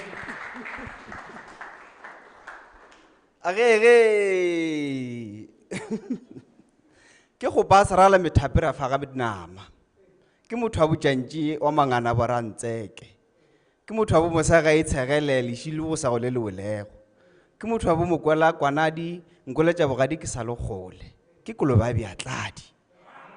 Once I'm out of the Limpopo province on N1 to the other sides, they call me Ingulube. So ke kolobe in nutshells.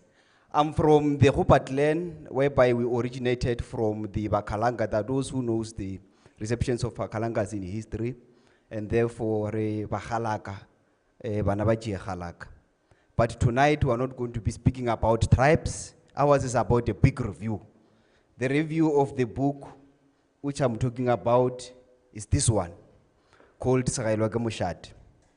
Sagailwa ke Moshate Managers is a book written in a Northern Sotho language.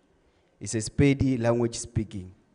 The author of the book decided to disseminate from other languages and decide to promote Sepedi speaking language. The major purpose was to protect the culture of the African people in storytelling in our own African language. We hope we can even convert it into English.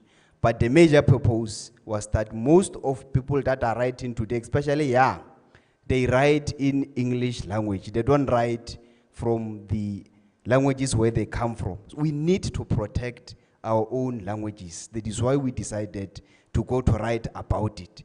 So Sagailwa ke Moshate, in its meaning, it says it's an unfair treatment by the traditional authorities.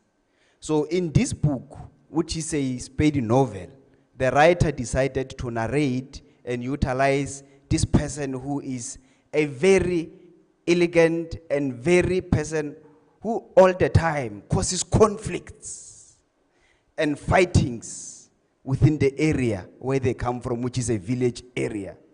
And these conflicts and the fights caused are really related to the person next into the family, to the aunt. So in this book, the author says the aunt was owning the land. Normally they used it for plowing of maize mills at homes. And this guy called disrespect, his real name is Lenyajo in the book, but Lenyajo means disrespect. So this guy called disrespect went to that further and meet two white people who wanted to do a business at their village.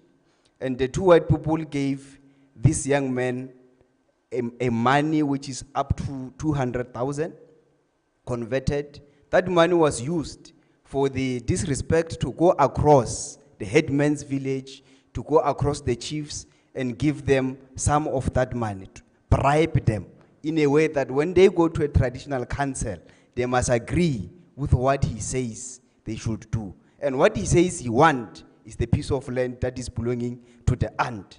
So this book plays a major role about corruption. The corruption that we are seeing, it is happening at municipalities, it's happening in government, private sectors. This book, it says corruption happens everywhere, even at the traditional village. People get bribed in order to own the access of the land.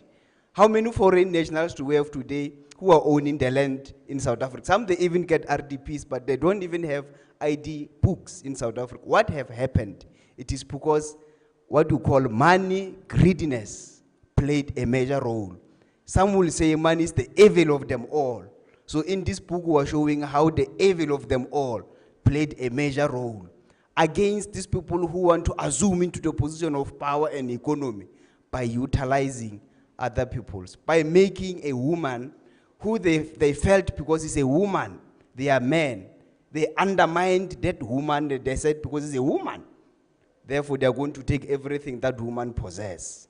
Of which the narrator of the story said as well, you cannot undermine a woman because of based on the agenda and you think like you will survive. It is not happening that when you have power and influence, you can take what other people possess.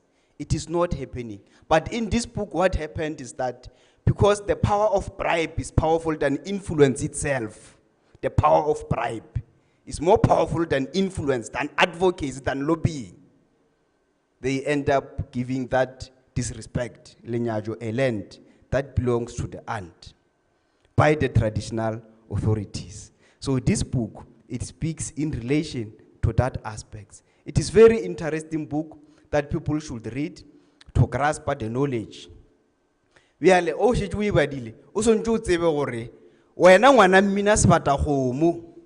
Fatlogela phara la kieu. Ieta e kota. Ieta e tsatsanka. Yole ka pikolo.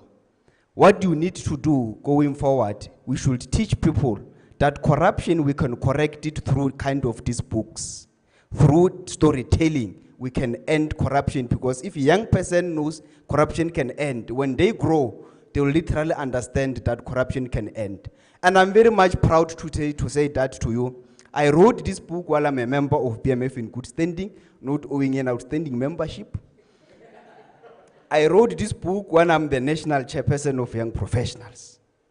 This should remain a history that even the people that are in leadership are able to write. This book is fictitious. It's not a researched book. It's a thought related, while the writer sat down and create all these things through his mind and put them down to produce this kind of a novel.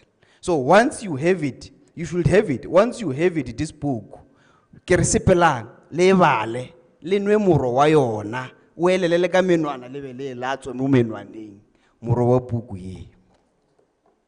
This book is only 200 rand to get, and we have said in the BMF as well, with the provincial chairperson, that those who even can't even read, we're having an outreach program about this book. I'm announcing it today. We're having an outreach program about this book. You can buy, we're taking them to the readers, to the village people that can't even manage or have access to buy. But ours, what we're doing that is to promote culture of reading, culture of learning, culture of understanding, certain vocabularies that are written in the book in order for people to be parted and all the time be close to the languages that they come from.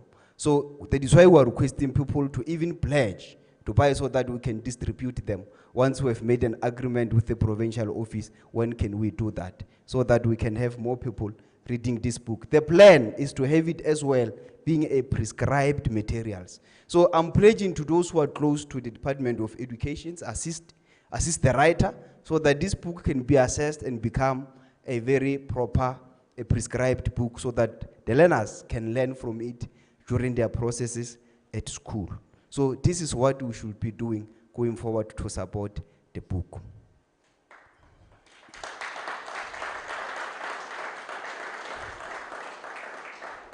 Yole ke tlo re pele ke tsamaya ka re nna ke nna mang ka re nna ke nna kolobe ya beatladi ke nna kolobe ya bomatlhatšisi ya padigwere ke rena ba re go batho ba ga go ba fedile re ba badile ba sa sebešong go šetše bokwelo mogodu go šetše bo monna morana tšantši wa go kibakiba fase go a tsoga monola ke rena bana ba mokgekolo wa Kgopane o Moswana Mahlako ba re ga gopa ga ba ile motho le ba go tswa Moshamthana ka Mafura ba mo amogela le monna go hloka itlho lete ba re ba mo amogela ke rena bana ba mokgekolo wa Kgopana ba o re go ga re ile dingwetši le ngwetši a Sekobe Zulu fore go ratwa ke bana ba Makgowa ga ke tšhabe mediti ka gore ka bonna ke moditi wa pula pula.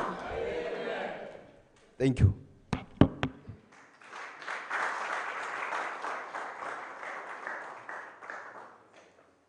No, Ralebo, congratulations again, Captain Klasi Khopa.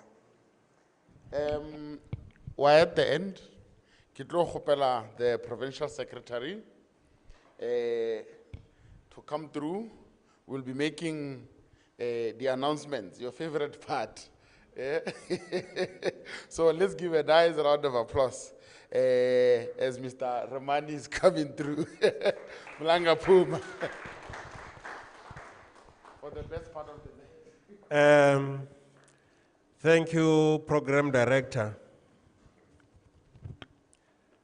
I have two announcements.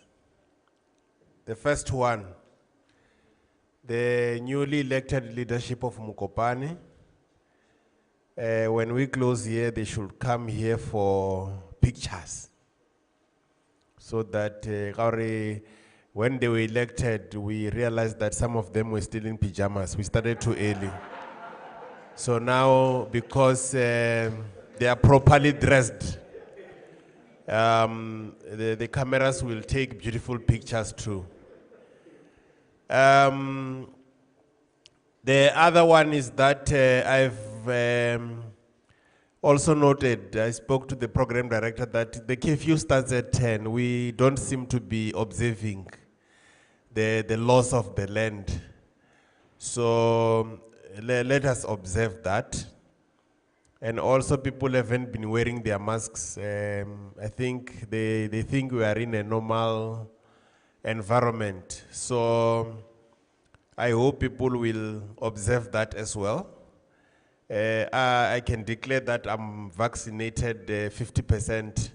I have to take my second jab on the 28th. So partly I'm vaccinated and I'll be going. I'm just showing, I've made the intention. So I will go on the 28th because it's not up to me to decide when. So I was given that date. So I think people should enjoy the food at the back there. And there is enough food for everyone who's here. So there's no need for us to rush. And when we dish, can we dish food that we will finish? We shouldn't just dish to fill up the plates that we have, because food will be thrown away at the end of the day. But if we dish properly, obviously food that will remain will still be usable. And I think I need to appreciate all of you, from the program director and everyone else who's here, our guest speakers. Thank you very much for gracing this occasion, because if you didn't pitch, we would have just been pointing each other with fingers here, blaming why you told us that you have organized people, where are they, and so forth. So we appreciate very much that you have come. And I hope MOKOPANE will start on a high note to make sure that these people have come and witnessed this event today. You will still take them along. Those who are not members yet, SG, please make sure that people, you heard Ms. Ese today, she was saying she has a form on a WhatsApp. So make sure that those who are not members, you must forward them the forms and make sure that they become members of the BMF. I don't want us again to come and relaunch the branch because it has collapsed and you don't have members. So you need to go out and recruit members so that MOKOPANE, it's on its size. It can't be that MOKOPANE, I'm told that it's the biggest driver of the economy in this province in terms of the mineral resources around here. It means also you've got a lot of minds, then you have a lot of managers, you have a municipality, you also have managers in the municipality. And when you don't recruit them to become members of the BMF, when they behave otherwise and take unpopular decisions, you should blame yourselves because you didn't give yourself an opportunity to go and make sure that they subscribe to the leadership character of the BMF. Thank you, Program Director.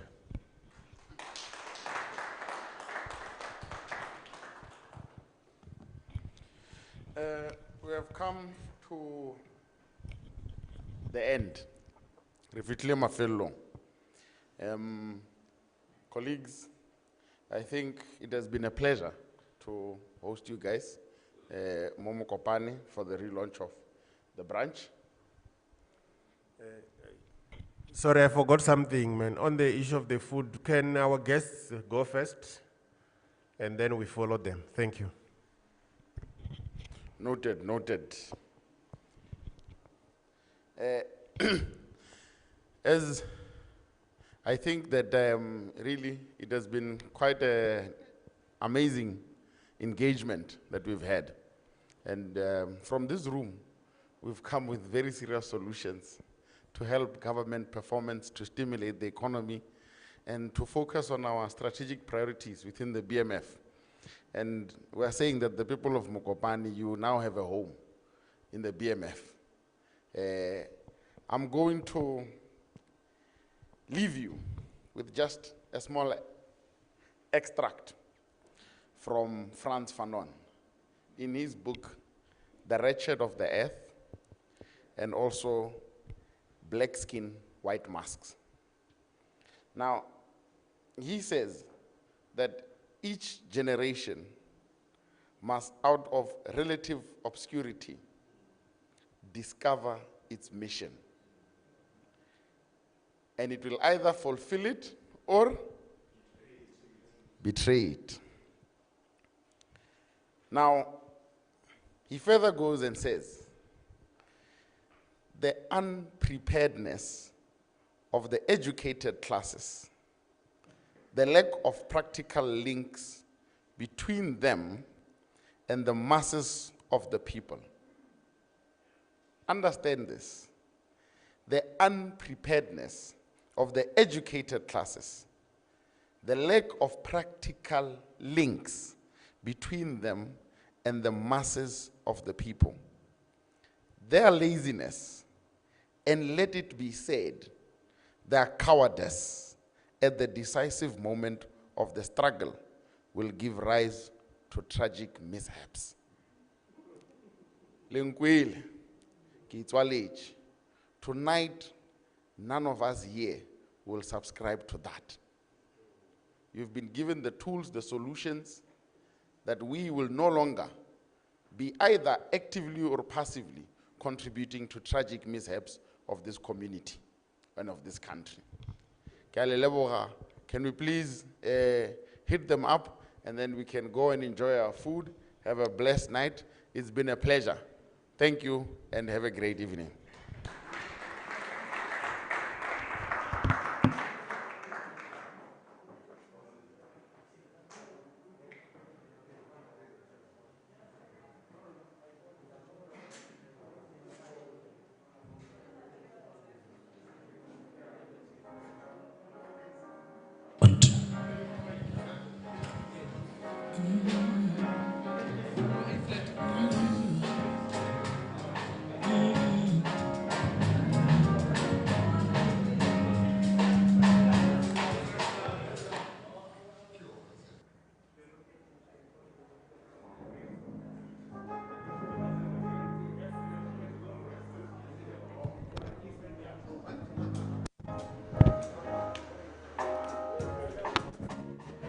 The leadership, come take pictures while we're at it.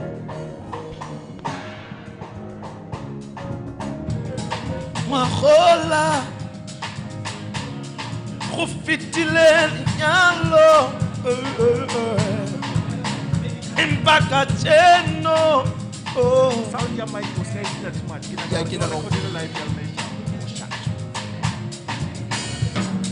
Mahola. go fitilele nyalo impaka jeno siko manyala bari ubuduku ubona bathu bankali nyalo jalo kapapati ripinen riri twang twang twang libode mana utwana lina twang twang twang twang au libode mwana yona mwana utwana li bare kameru bagadi palagadi king king king king kameru bagadi palagadi kokoro kokok itawo kameru bagadi palagadi king king king king kameru bagadi palagadi kokoro kokok the way kungakuna onen ondo zokuthatha into samu goduke onen ondo zobele usalanwana ivele phezulu ndigoduke awu hey hey hey mangwane mangwane akompulele mangwane ampulele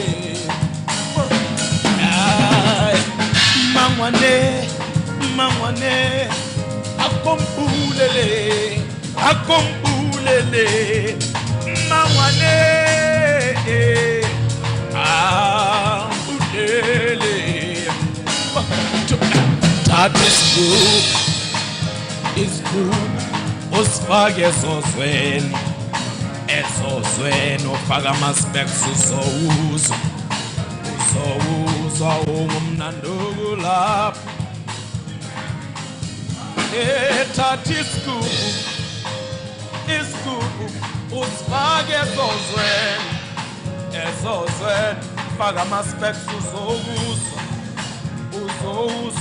umnanduku lapho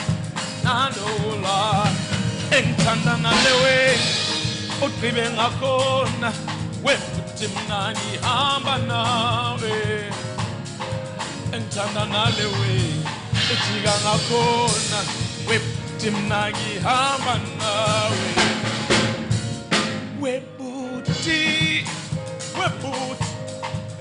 all branch members hamba all branch members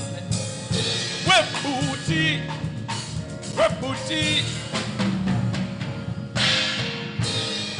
but all attention all branch members balogopela mo pele all branch members balogopela for the photos. Thank you. Wela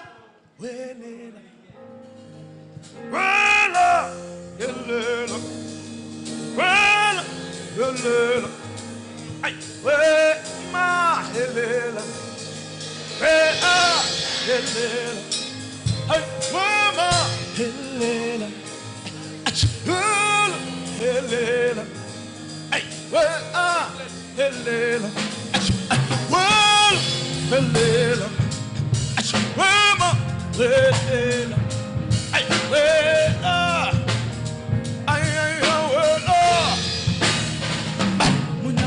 timiti utsanwa kashele heya ayele bari utsanwa kashele ngimunyako watimiti ayele bari munyako watimiti utsanwa kashele heya ayele bari utsanwa kashele ngimunyako watimiti heya ayele bari makhala abateli welele ababateli omunyako Gili makhala rabateli wololo ababateli bomunyako okimunyako watimiti ona utsenwa kashele Gili makhala ababateli wemama ababateli bomunyako okimunyako watimiti bona utsenwa ka sheleng wela welela wela welela wela welela wela welela wela welela wela welela au oh ahele bare utsenwa ka sheleng munyako wa timiti au oh ahele bare utsenwa ka sheleng oke munyako wa timiti bare magala ga patele welele aba patele go munyako oke munyako wa timiti ona utsenwa ka sheleng au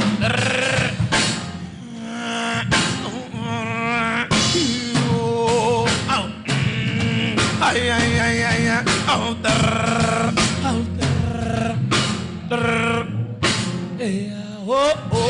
ahele bare utsenwa ka sheleng oke munyako wa timiti bare magala ga patele welele aba patele go munyako oke munyako wa timiti ona utsenwa ka sheleng au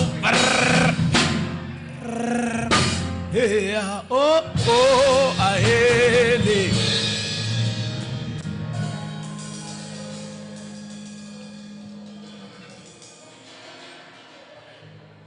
ke kopa o ntshware ka letsogo o mpontshe lorato le gare ga batho nontse o mpitsa baby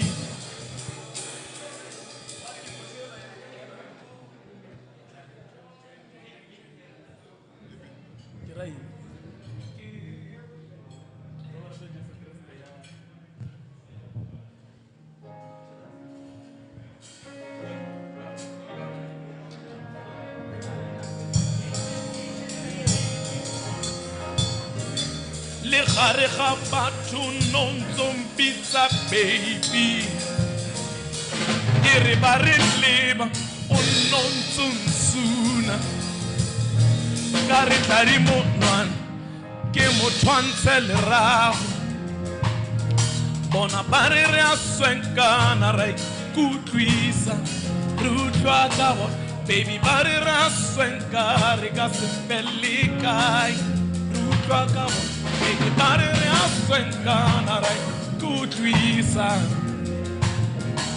baby ba re re a swenka re ka se fele kae ke kopa o ntshware ka letsogo o mpontshe lorato baby tlisa handbag ke tsone ka re le mati la koloi ke tlo le pula bona ba re re a swenka re ka se fele kae re utlwa ka bona baby ba re re a swenkana ra ikutlwisa baby ba re re a swenka re ka se fele kae Bari baby wabatep, no no no no. Wabatep, no no no. Wabatep, no no no no. Baby wabatep, no no no. Are que copa on sore galito on ponte le rato. Le gare ga batho non zum pizza baby. E re ba re leba on non zum suna. O re tladi monwana ke go tshwantshe lerago bona ba re re a swenkana ra ikutlwisa re utlwa ka bona baby ba re re a swenka re ka se fele kae ke kopa o ntshware ka letsogo o mpontshe lerato baby tlisa handbag ke tshware le bati la koloi ke tlo pula bona bare re a swenkana ra ikutlwisa re utlwa ka bona bona bane re a senka re ka se felle kae.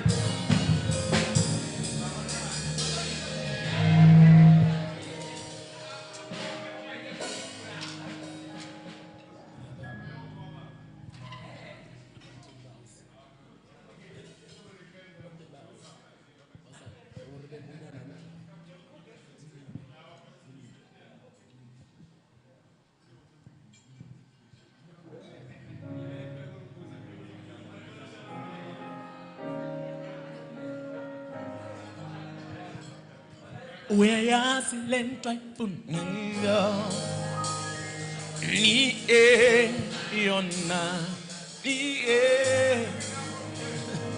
yona umme ngayitholi kuwe uzohambe ifuna angeke kusaba mnandi ekhaya umme ngayitholi kuwe uzohambe ifuna angeke kusaba mnandi ekhaya ay athi kubalulekile uzame zonke indlela zokujabulisa isinqanda mathe sakho ay kubalulekile uzame konke okusemandleni ukuthi sijabule isilavithi sakho ingozi enkulu ukuthi kufike omunye uzama ukwenza into ongayenzi wena hayi sizolimala sebamshamile sebamthathile kuwe mawuthi ukunyusa amasokisi uzoyazi lento ayifunayo nike yona nike yona umme ngayitholi kuwe uzohambe ifuna angeke kusaba mnandi ekhaya umme ngayitholi kuwe uzohambe ifuna angeke kusaba mnandi ekhaya bathi mnike ungamqisha umntana abantu nike ungamkhohleli bathi mnike ungamntana abantu nike ungamkhohleli umme ngayitholi kuwe uzohambe ifuna angeke kusaba mnandi ekhaya umme ngayitholi kuwe uzohambe ifuna angeke kusaba mnandi ekhaya uzoyazi lento ayifunayo nike yona nike yona umme ngayitholi kuwe uzohambe ifuna angeke kusaba mnandi ekhaya uzoyazi lento ayifunayo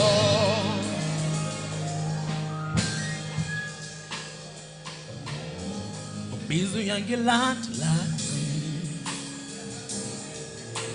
what do you want from me uyangijama just stop, it's not working. Angifuni wena, hey.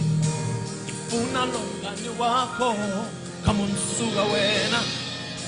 Let me tell you my name. Ifuna love, not nobody else. Ifuna love, not angifuna munye. Ifuna lo osenhlizweni yami unqumo lwakhe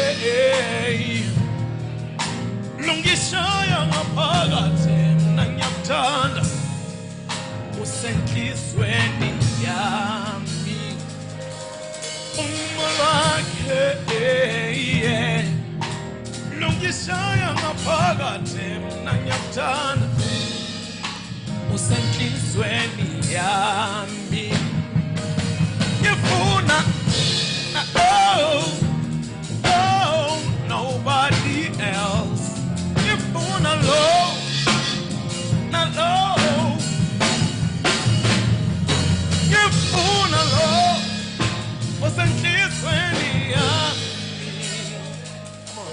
Hey.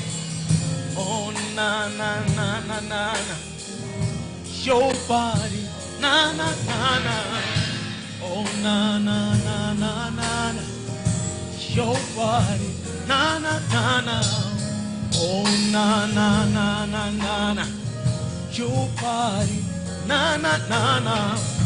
Wait, number one,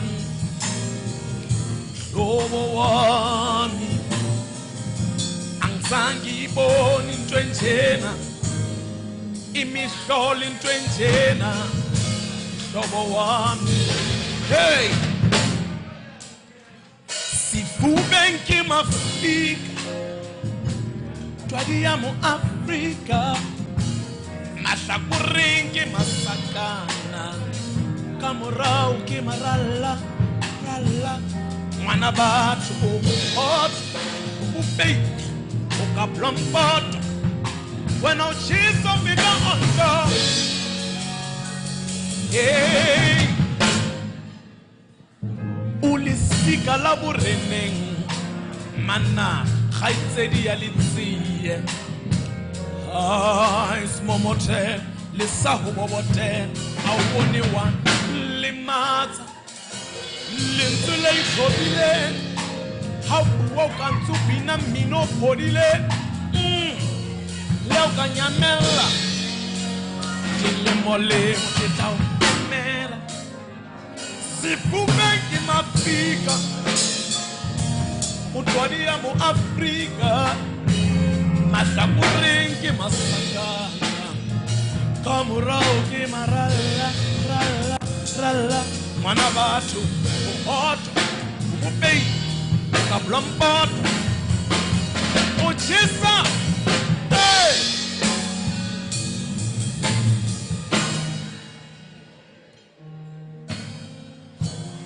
Oh na na na na na na, your body. Na na na, your body. Na na na na, oh na na na na na, na na na na, na na na na.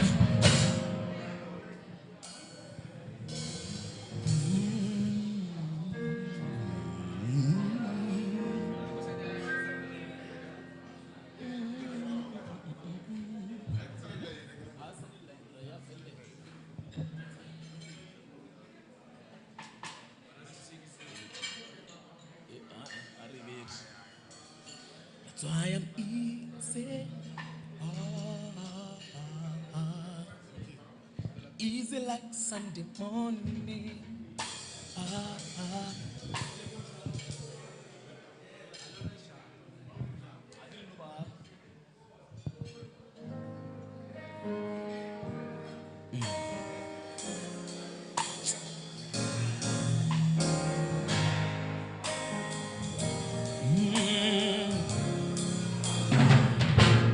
I am easy. I'm easy like Sunday morning.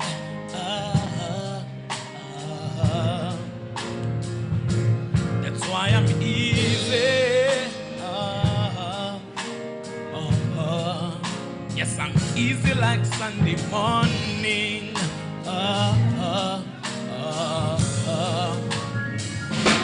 That's why I'm easy.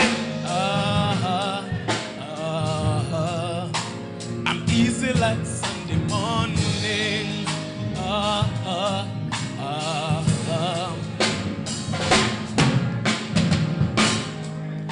Mama, take these bags away from me. I can't use them anymore.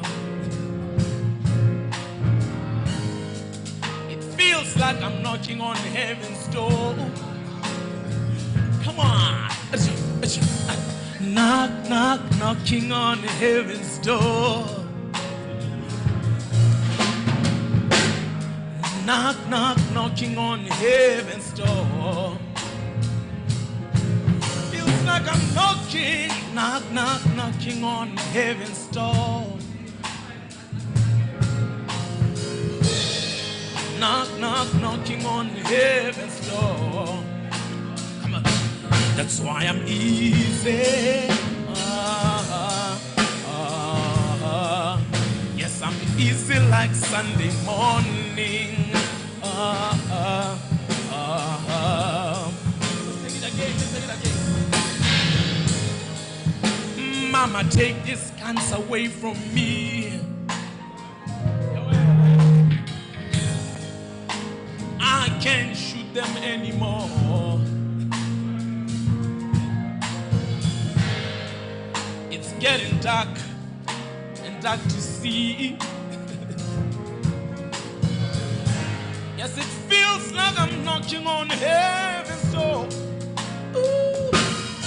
Come on. Knock, knock, knocking on heaven's door. Come on, knock, knock, knocking on heaven's door. That's why I'm easy.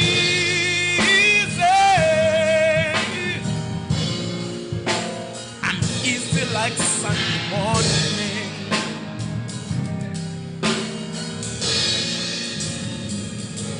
That's why I'm easy.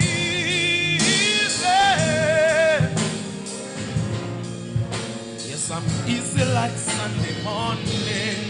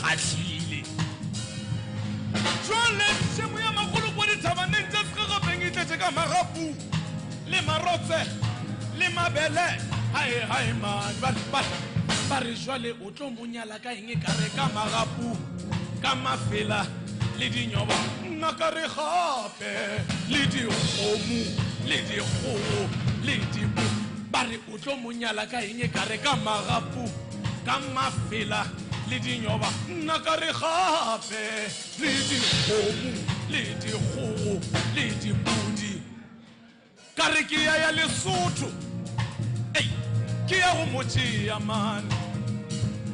No manga manga business. No manga manga business. Kirikia ya maseru. Nakia omochi ya man.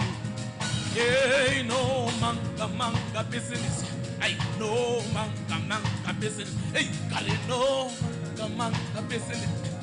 No manga business. But he she ho ki ho Qatar. Hip hop, tlo inamela pere man ke tlo inamela pere hey ya pheli mali yami phalela wena wesokalana angiphenduli yini bo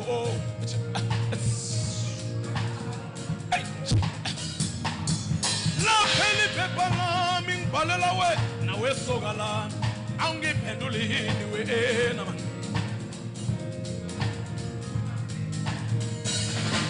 ya pheli mali yami ngibhalela wena wesokalana angiphenduli yini wena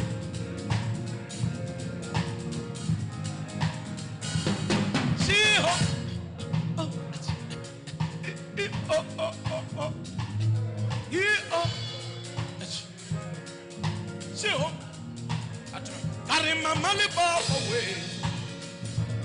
angele batamele ngenu na le ntshe gore rata ba yeku mama le baba we angele batamele ngenu le ntshe gore rata ba yeku hey ke tlo inamela pere ma ke tlo inamela pere ma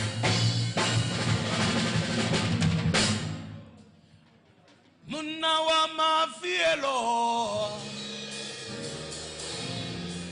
Muna wa mafielo Oh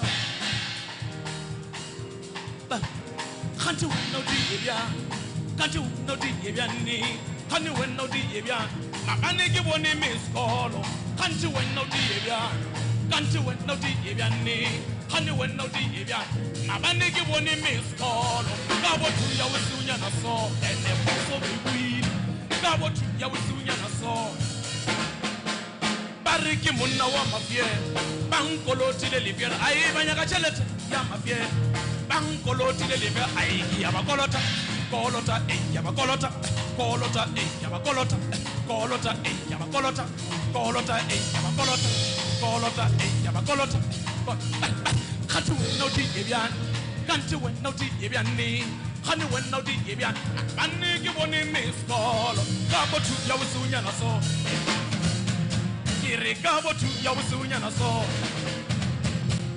Bariki munna wa mapa Bambu koloti le no pai Ai onyaka chelete ya mapa Bambu koloti le le pai Ai ya bakolota Kolota ya bakolota Kolota ya bakolota Kolota ya bakolota Bar Bomme kya barat Bomme kya barata Bomme kya barat Bomme kya barata Ai bona bamfile ini Bona bamfile ini Kifile ki bomme bona bariki Kifile ki bomme bona bariki Bomme kya barat Bomme kya barata Bomme kya barat Bomme kya barata Ai bomme kya barat Bomme kya barata Ai kara bomme kya barat Bomme kya barata Bomme kya barat Bomme kya barata Bomme kya barat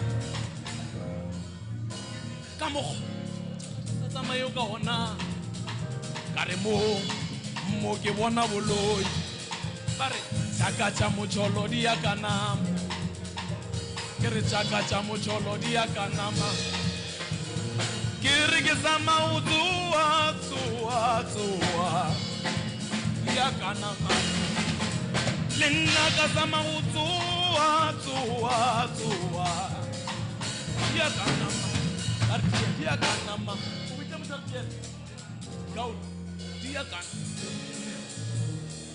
Arti trapez Bari wantana mera pana wadi pana mera maratona mara wayung ketsaso Serile banyana mavenda banyaka volumko Deng sababusa Nyakotwana ligupta Shelete kiskuta Namela Aroja